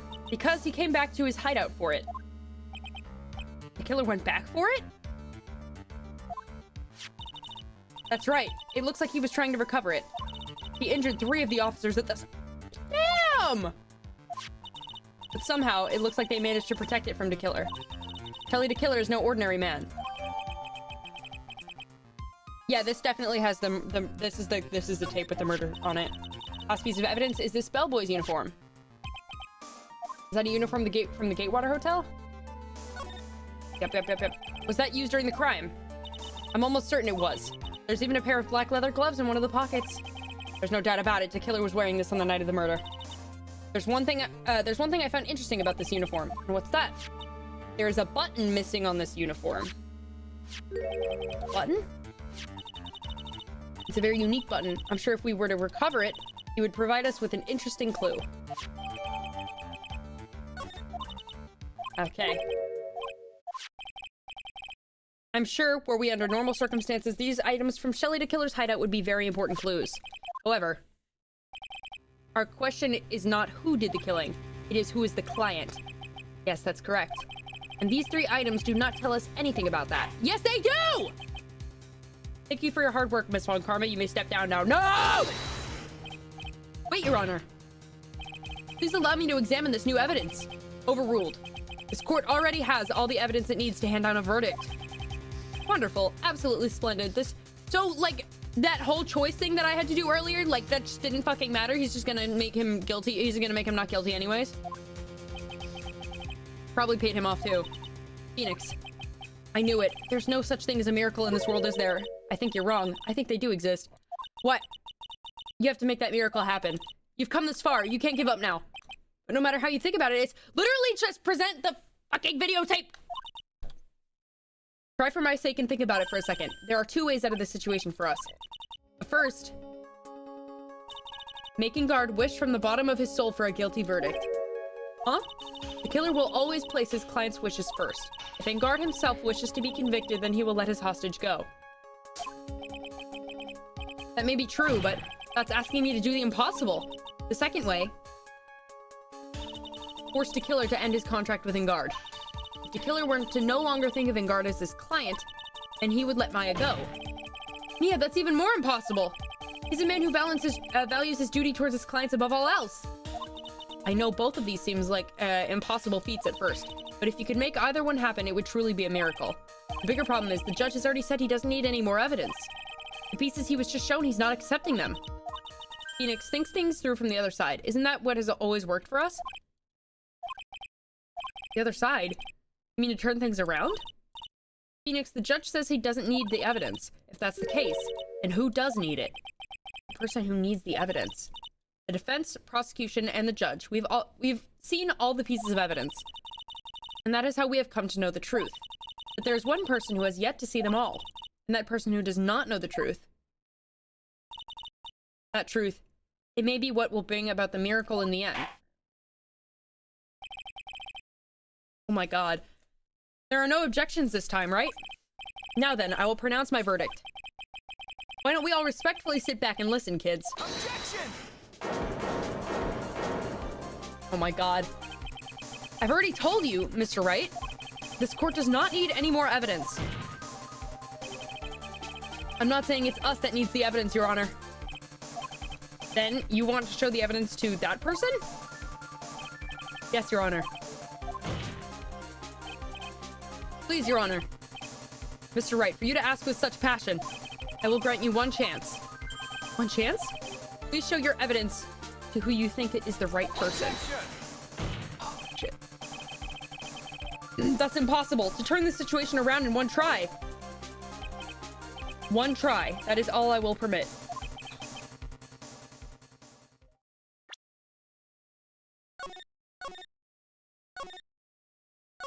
I'm saving right now.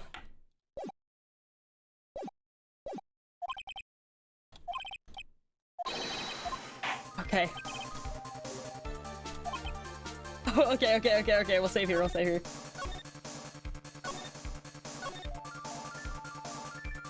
Okay. Who would you like to show evidence to?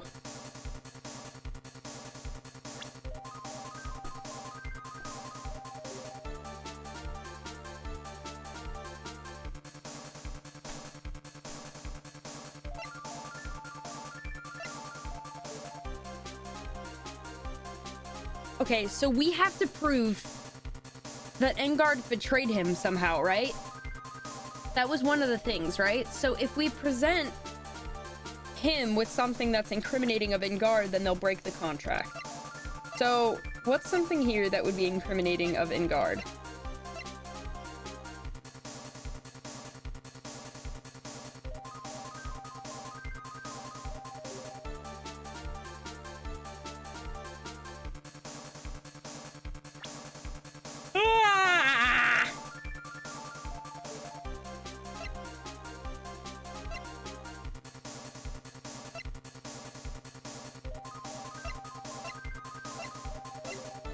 I'm not gonna pick anything yet. I'm just thinking.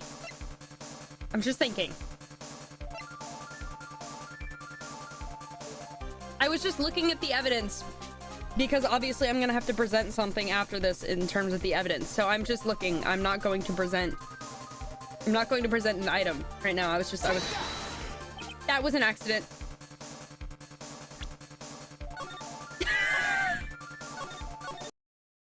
That was an accident. That was an accident. I actually didn't mean to click that. That was an accident. That was an accident. Nobody saw that.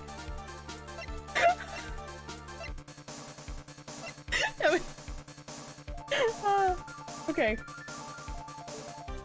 Would I like to present evidence to? Okay, so I could show...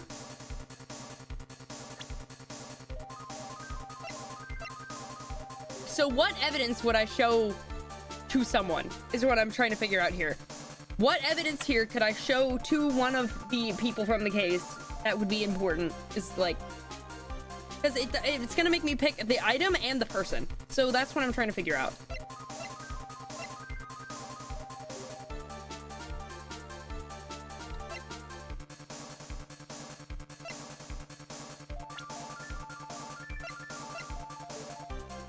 Do not care about evidence right now, but yeah, it has to deal with the person too, the person and the evidence. So I don't know. But okay. I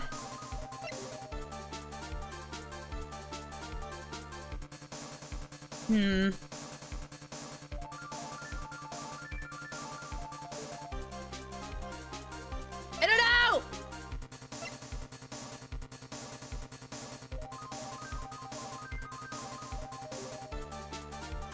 I want to show him that something incriminating against Engard, right? So I'm trying to figure out, do I...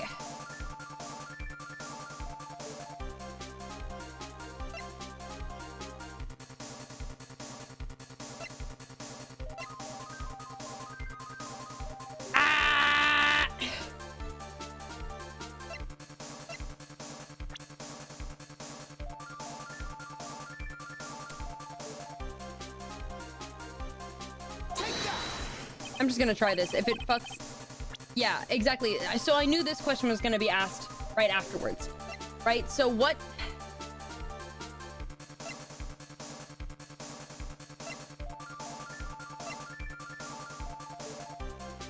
I would say it's this. If I fuck it up, I could just restart it. It's okay. Because he would feel betrayed by knowing that his crime was, like... recorded, right? So that's gotta be, and considering he fought so hard to retrieve it, then that's gotta be it, right?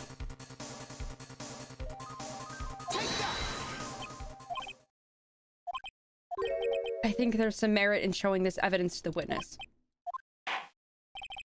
Bailiff, please bring in the transceiver from earlier. Okay, okay. Looks like I managed to convince him. Okay. Maya, she's okay, right? Didn't I tell you to concern yourself with bringing about a speedy end to this trial? Now, if I understand correctly, you wish to show me one piece of evidence.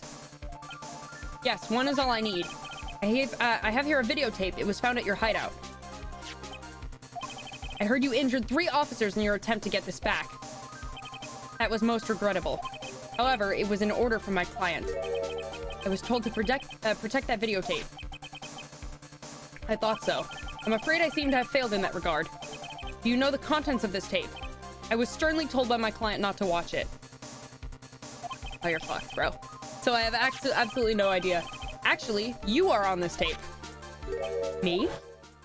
Yeah, I was right. Okay. There was a video camera hidden at the crime scene.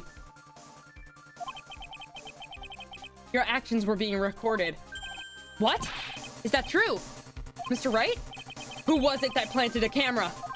Well, the only person who could have placed a camera at the scene of the crime would be your client, naturally. That was Adrian Andrews. Be quiet and listen, Your Honor. Yes, sir. Your client specified a place and time for you, isn't that right? Yes. That was so they could film you. I had no idea. Mr. Wright, why would my client do such a thing? I would like to know why.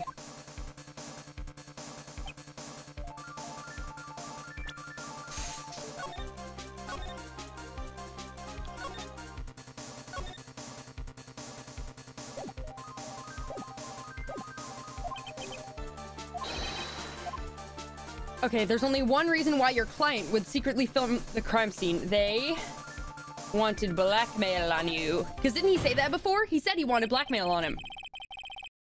Yeah, he did! That's right, he did say that! Your client once told me something very interesting. We were talking about you, and this is what they said. But I'm no weakling. I don't believe anyone, least of all assassins. Oh, come now, Mr. Wright. Assassins aren't above blackmail. Yes, that's where the video comes in. With that, I can keep him at bay and even blackmail him if I want. Yep. You're fucked! The client didn't trust you at all. They were thinking of using this video to blackmail you. What do you have to say to that, Shelly the Killer? Oh. He blew up. It looks like I was being deceived from the very beginning. Yes, by a natural, that is the kind of person they are. Your client is a person who only thinks it... Oh, fuck, I clicked too fast. Protect themselves from any and all dangers that may arise. That is the true nature of your client. I have one question for the witness. Yes? You told us one thing numerous times during your testimony. You said that you detest traitors most of all. Yes, that's right. What if that traitor was your own client? What would you do then? That's obvious. I would break our contract in that case. And then, that client would become my next target. Oh, bro's fucked. For the honor of the killer name, even if it takes an eternity, I would follow that person to the ends of the earth to exact my punishment. Bro just signed his own fucking death warrant, bruh. I see. That's all I wanted to know. So the traitor becomes the killer's next target. I get it. This is how we can turn this case around. Mr. Wright. Yes? My contract with my client is over as of now. I seem to have a new job on my hands. I will now return to you your precious item. What the? I'm not an item! Maya, I thought I'd never see you again. Oh, thank goodness.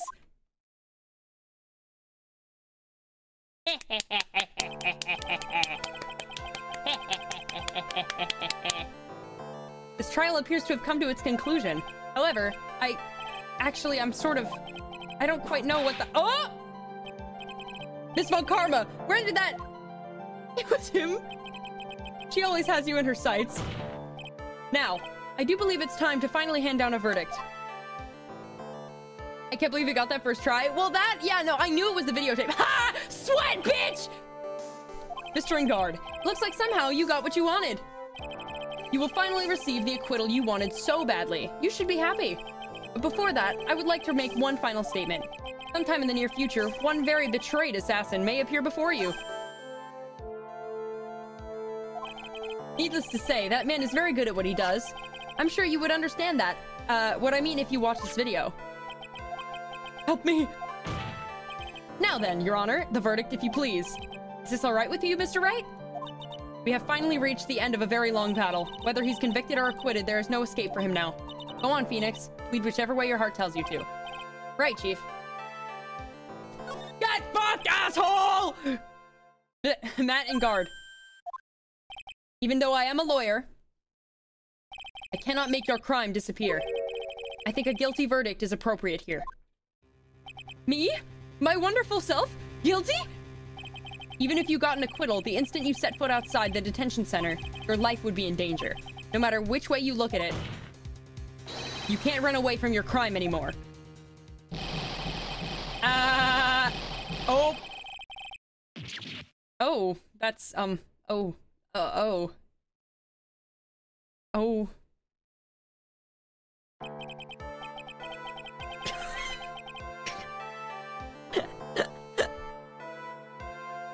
I mean, technically, if he's thrown into jail, he'll be pretty much safe from the killer. Yeah, well, he gets to rot in jail, so... Plus, knowing that guy, he'd probably find a way to kill him from the inside anyways. So, as always, it looks like we have discovered the real truth. We? I don't remember you helping out much in this. He never does anything! Mr. Edgeworth, how is Matt in guard? I've left Miss Von Karma in charge of his incarceration. I'm sure he's getting a full-course meal of whipped leather right about now. Very good. That was a close one, wasn't it, witness? Yes. I plan to pay my debt to society for my own crime, Your Honor. The first time I was called to the witness stand during this trial, all I felt was despair. She must be talking about the time Edgeworth really went after her. I guess she's trying to forgive him for what he did. This witness, how should I put this? She has an illness. If you're going to say you would choose death, that's of no concern to me. Yeah, he was mean at first. But after that, when I was alone at the detention center, that's the first time I really saw myself for who I am.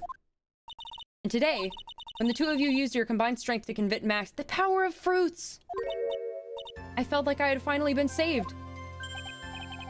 The power of the gays. The power of old man Yowie wins again.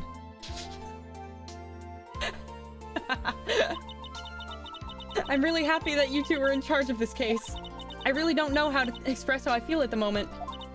This is the first time I felt comfortable with myself, with who I am. Thank you so much, everyone.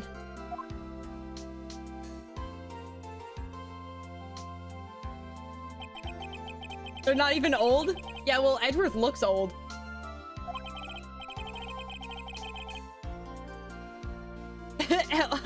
Bro, right, is like 25? Yeah, I know, they're like a few years older than me. As for myself, there are still a few things I'm confused about. But everyone seems to be in good spirits, and that is good enough for me. That's all. This court is adjourned. What? Do we not get to see the guilty thing? You were great out there, Phoenix. What I did out there was right, wasn't it? This is the first time you've not gotten your client off. What? You got them a guilty verdict this time, but you have to look past all that to what's really important. You now realize that there is something more important than getting a not guilty, right? Yes, I understand now. Phoenix, think back for a second. Think to the moments before Miss Von Karma arrived with the final piece of evidence. Think about the incredible decision you had to make.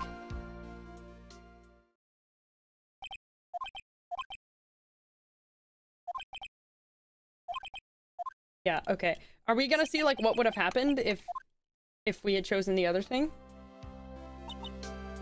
Is he guilty or is he not guilty? Those are your choices then. And your answer spoke to what being a lawyer means to you.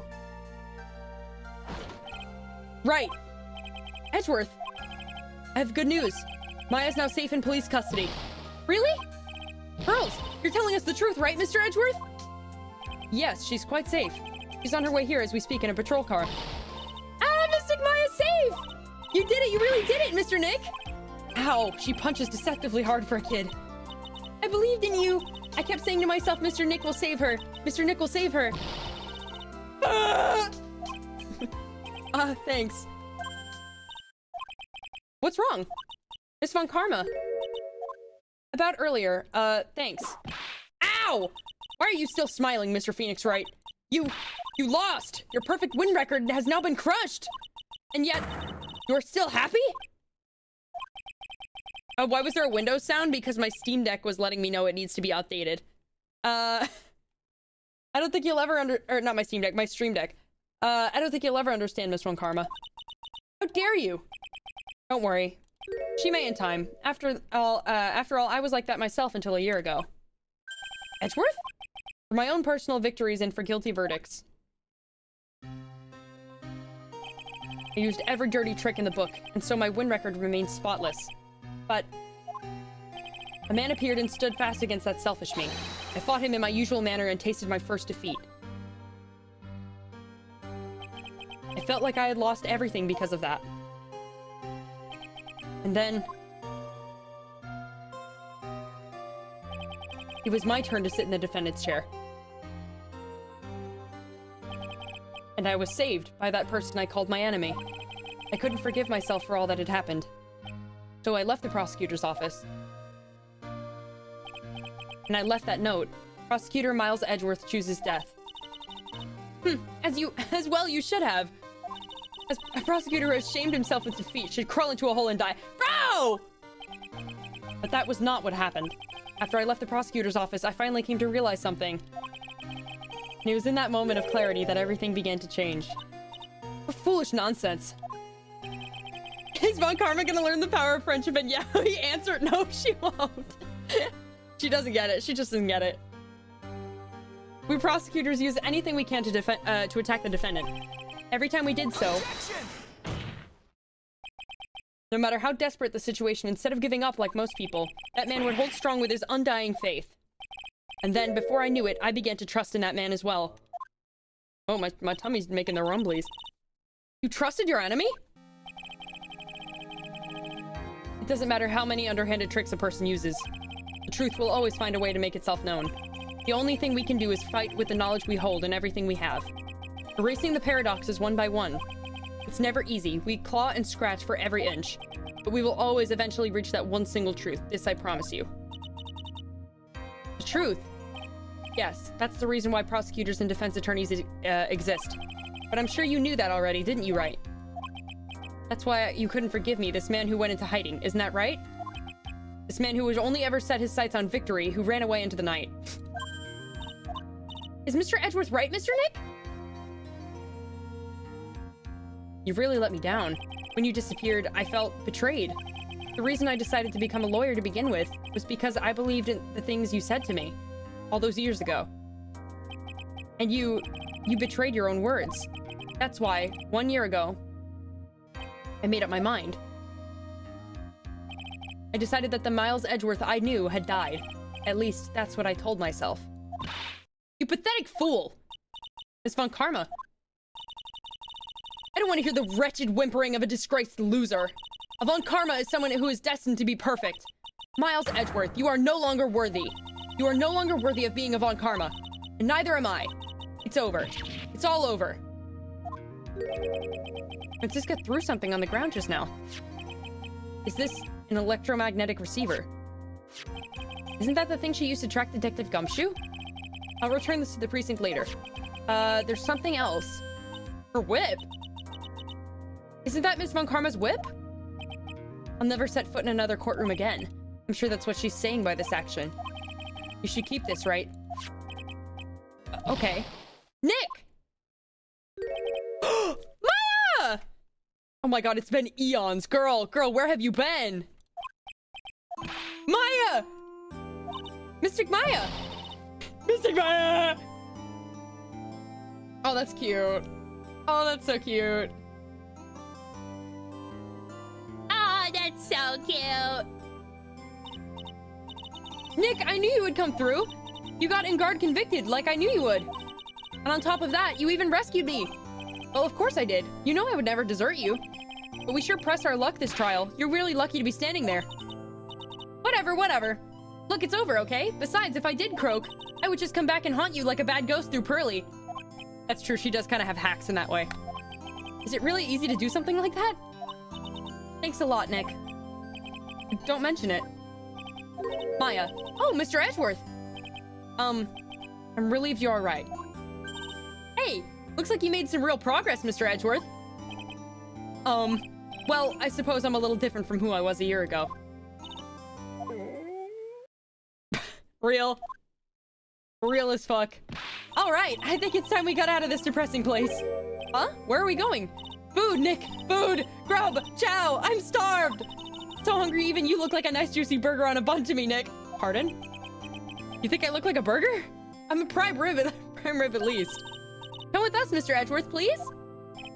If you insist. Alright, so how about we hit up our usual burger joint? Don't be silly, Nick. Huh? This case messed up that awesome evening and got in the way of my gourmet food. So I've decided we have to make it up by having another feast. Another feast? Come on, Nick. Food! Oh, God. Hey, oh my God, Gumshoe! Hey, pal, sorry to keep you guys waiting. Gumshoe, are you all right? Yeah, but I'm really embarrassed. I didn't think I would hit a telephone pole.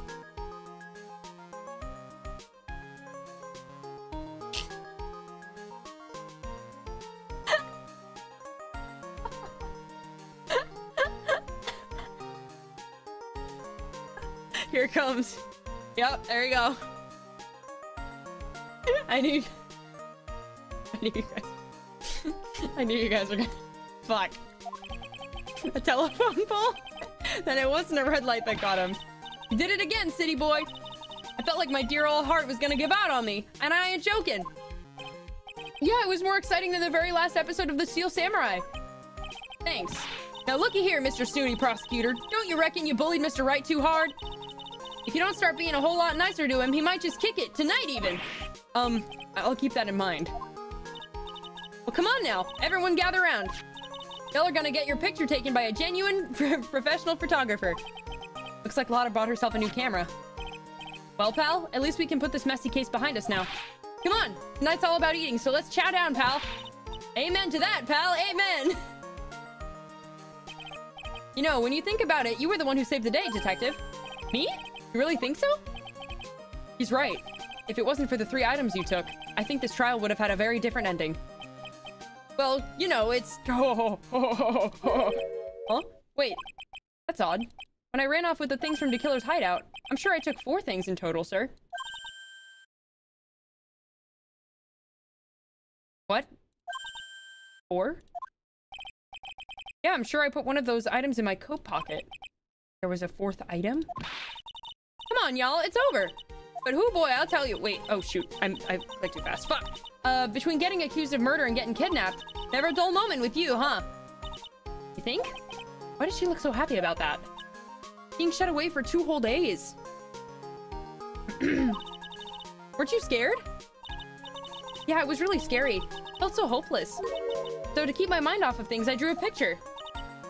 Where's the picture of yours? Yeah, I want to see it. I want to see Mystic Maya's picture. You know, I don't know where it went. Oh, that's too bad. Well, it's alright. It wasn't anything important anyway. Maybe that's the 4th item that Gumshoe lost. It sure is nice to finally see them both smiling again. What is it, Edgeworth? This thing is picking something up. Ah, that's Miss Von Karma's receiver. Thanks to her, I had the most awful experience of my life, sir. I can't believe she stuck a tracking device on me. That's odd. Even though you're standing right here. The tracking device seems to be in a different location. It's probably busted or something, sir. Well, it doesn't matter. I'm afraid it's about time for me to excuse myself. I still have some work to do. Huh? But Mr. Edgeworth, you haven't eaten anything yet. And you've eaten way too much, you glutton. Had fun tonight. Now if you'll excuse me. Oh my god, he just admitted he had fun. Wait, what? I just want to say, thanks, Edgeworth. You really saved me out there. If anyone should be saying thanks, it should be me, right? I feel like words alone aren't enough here. Okay, now kiss. I wonder if there's anything I can give to him to express how I feel. What?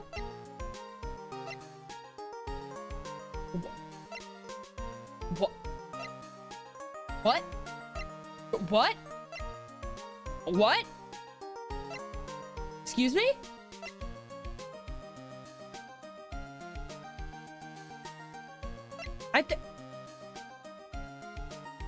Is this not literally? Sorry, it's like the gayest shit ever. I wonder if there's anything I can give to him to express how I feel. Okay, no, seriously, what do I'm like, oh shit. The whip, I guess?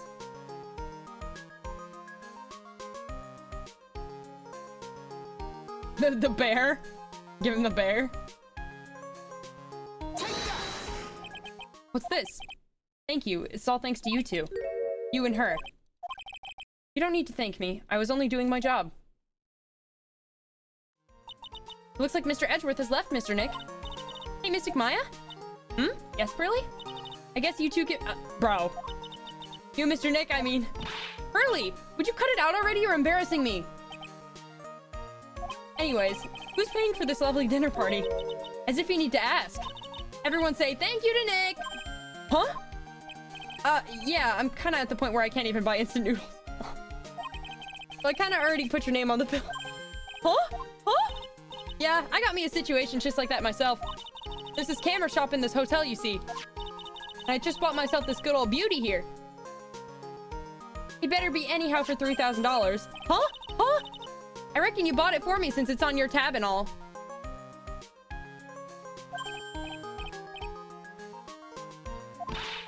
Isn't this great, Mr. Nick? Nick. Bro, Phoenix a fucking victim. Why do I suddenly feel like screaming? You don't need to hold back now, you hear? Yeah, pal, time to let it all out. This is gonna be the first time I hear the real you. Go on, it's been a while since I heard you say it. I've been busy being a hostage and all. Alright then, if you say so. Objection!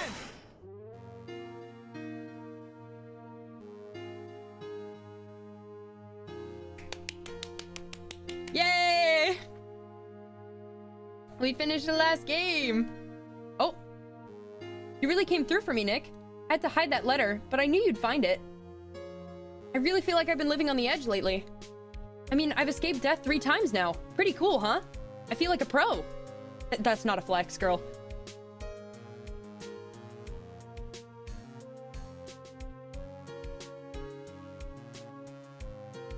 We did, in fact, beat the video game. I'm so happy that you could save Mystic Maya, Mr. Nick. And I'm so happy for the 2 of you. Speaking of which, I think this hotel is a popular place. Bro! Cut it out! So I sort of made Girl, you are like 8 years old. I escaped that 3 times already too, not a big deal. Bro! Well, pal, looks like I'm back on the force again. Oh, thank God. Good for him. Mr. Edgeworth had a long talk with the chief, and he got me reinstated for my sake. I heard he said things like, letting that one go is bad for all of society. I knew it. Crashing headlong into everything is the only way to live, pal. Dumb fuck.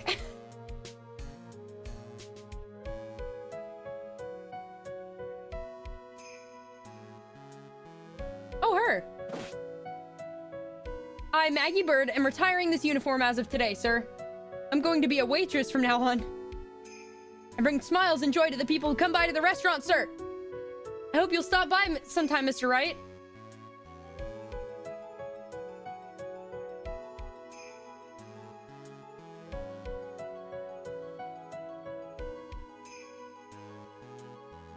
Oh my God, somebody kill this guy. Yes, are you here to visit a patient?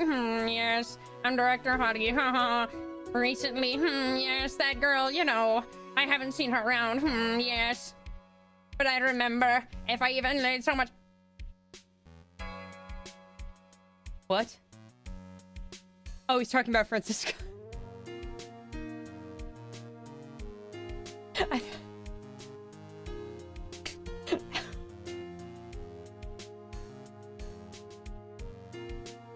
Oh! It's time to begin our quest of World Circus domination, sweetie. And to let the world know we're serious, I plan to make a fabulous flight to Zimbabwe. Hey Max, what do you think Zimbabwe is like? Zimbabwe. Do you think there are castles made of cake and bunnies who can talk? I think if there are any talking bunnies, even if they won't laugh or wait, even they won't laugh at most jokes.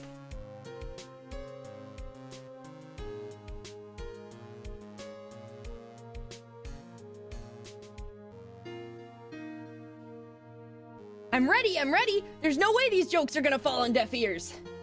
I'm gonna be more contemporary with my humor.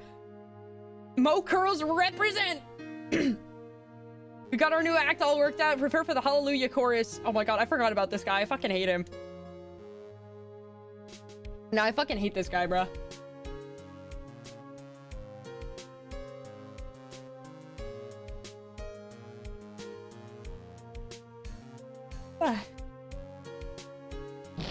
Oh. Oh. What's this? Drat! It's just an ordinary electronic razor. I can't believe this. Really? How long do they plan on making me do this? Oh, but it's Edgy Poo's idea, so that means they must have a deep hidden meaning. But why do I get the feeling they wouldn't forget about me, would they? it was never like this in the old days. Everyone thought the world of me. They used to call me Queen Wendy and treat me like royalty and oh my god, oh god. Here she goes. Okay, here she goes. Yep. I'm so sick of her ass. Please tell me she never comes back in any of the other games. I'm so tired of her.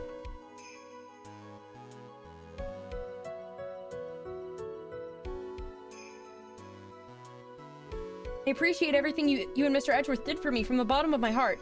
Oh, that's right. I received a letter from Miss Von Karma. She said that after I get out, I should feel free to consult her about anything at all. I'm really thankful to have met everyone. I forgot she's in jail still.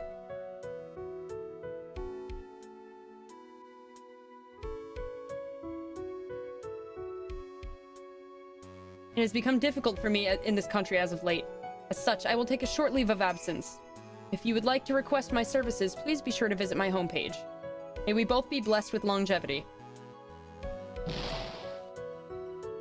Oh. Oh. It shat itself.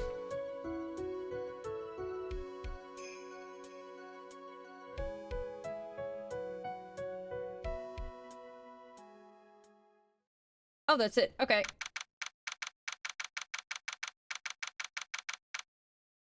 Hello? Oh. What is this? Where are you going, Francisca? How did you know I was here? With this? That's... I heard you were planting, things on a certain person. Things like tracking devices in his coat, for example. That's just like you. I only planted it there because he was always wearing it. This filthy drab coat of his. I don't know how it ended up in my luggage, but it's going in the trash, I promise you that. Did she hide another piece of evidence? Oh, that's right. Speaking of that man, he told me something very interesting. When I ran off with the things from the killer's hideout, I was sure I took 4 things in total. Yep. 4 things. It seems he put the last one in his coat pocket. He put it in here? It doesn't matter anymore. The case is already over. What are you going to do now? That's none of your business. Are you running away? Shut up!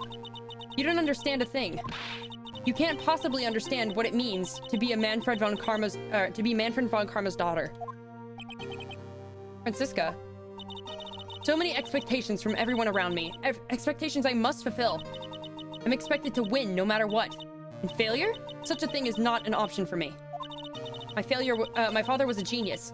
There's no doubt about that. But me, I'm no genius. I've always known that. But I had to be one. I had to. You may not be a genius like your father, but you are a prosecutor. You have been and always will be. No, I'm not. Not anymore. I've even thrown my whip away. Speaking of that, Wright gave me this to hold on to. Right, you knew something like this would happen, didn't you? I'm going to say this again. We prosecutors do not fight for personal honor or pride. I hope you will think deeply about what you should be striking down with that whip. You haven't changed a bit. You've always left me alone and walked on ahead without me. Miles Edgeworth. I've always hated you. And then, finally, my chance to take my revenge on you arrived. If I could win against that man, if I could make Phoenix Wright bow down in defeat, and this girl you left behind would have risen higher than you. That was supposed to be my revenge. I see. You know, I can't do it. I can't change who I am. I can't throw away everything I've been until today. I believe you can. Just like how Adrian Andrews did. Adrian Andrews? You were going to use her during the trial, right? But you were dependent on your father by using his tactics. Isn't that right? Today, you chased after me after I had left you behind all these years. And that's why we're standing here now, side by side.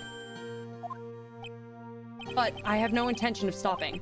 If you say you are going to quit your walk down the prosecutor's path, then this is where we part ways. Francisca von Karma. Oh! I am Francisca von Karma. I don't think I'm going to walk in your shadow forever. Our battle begins now. So you'd better prepare yourself, Miles Edgeworth.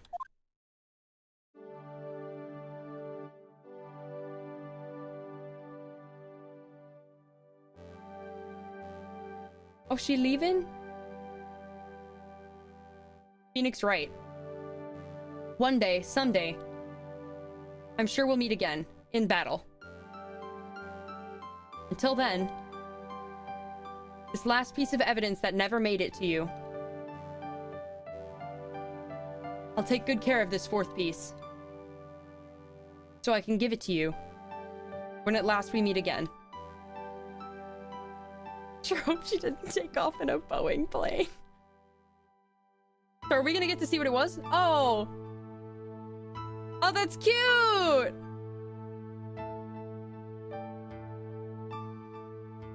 I knew that's what it was. I knew that the drawing was that. That was cute! Oh man, it's been 4 hours. Holy fuck.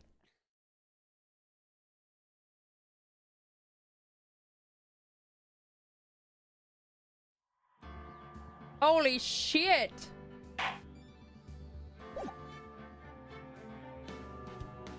Is that it? It says this is a trilogy, right? So it would be... Yeah, it's Trials and Tribulations next. It's Trials and Tribulations. Oh my god. Okay, guys. Well, next Ace Attorney Wednesday, we're gonna start the next game. Holy shit! Oh, wrong thing! I clicked the wrong thing. Oh my god. Wow, man. Alright, hang on, let me exit the game real quick. Oh my lord! 1 second. 1 second. Okay. Anyways, guys, I will see you tomorrow for Umigari. I have to buy the game still, and I have to download it, and I have to make the thumbnail and all that. So, I will see you guys tomorrow. This stream went a little later than usual, but we finished the game. We finished the second Ace Attorney, so yay! Yeah, and then we have Apollo Justice or Investigations Edgeworth. Yeah, it's Apollo Justice after that, right? I got a question? Ask away.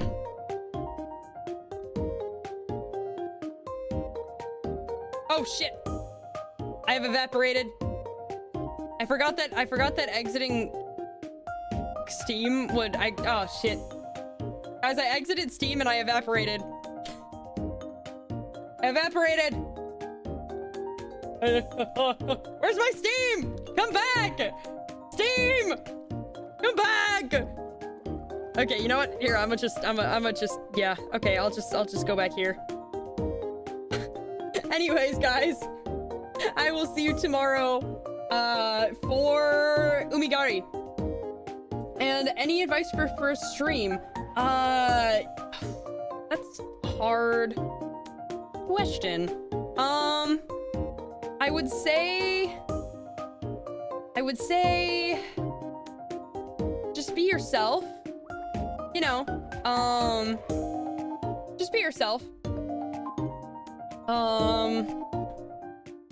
Don't try to be someone you're not, I would say.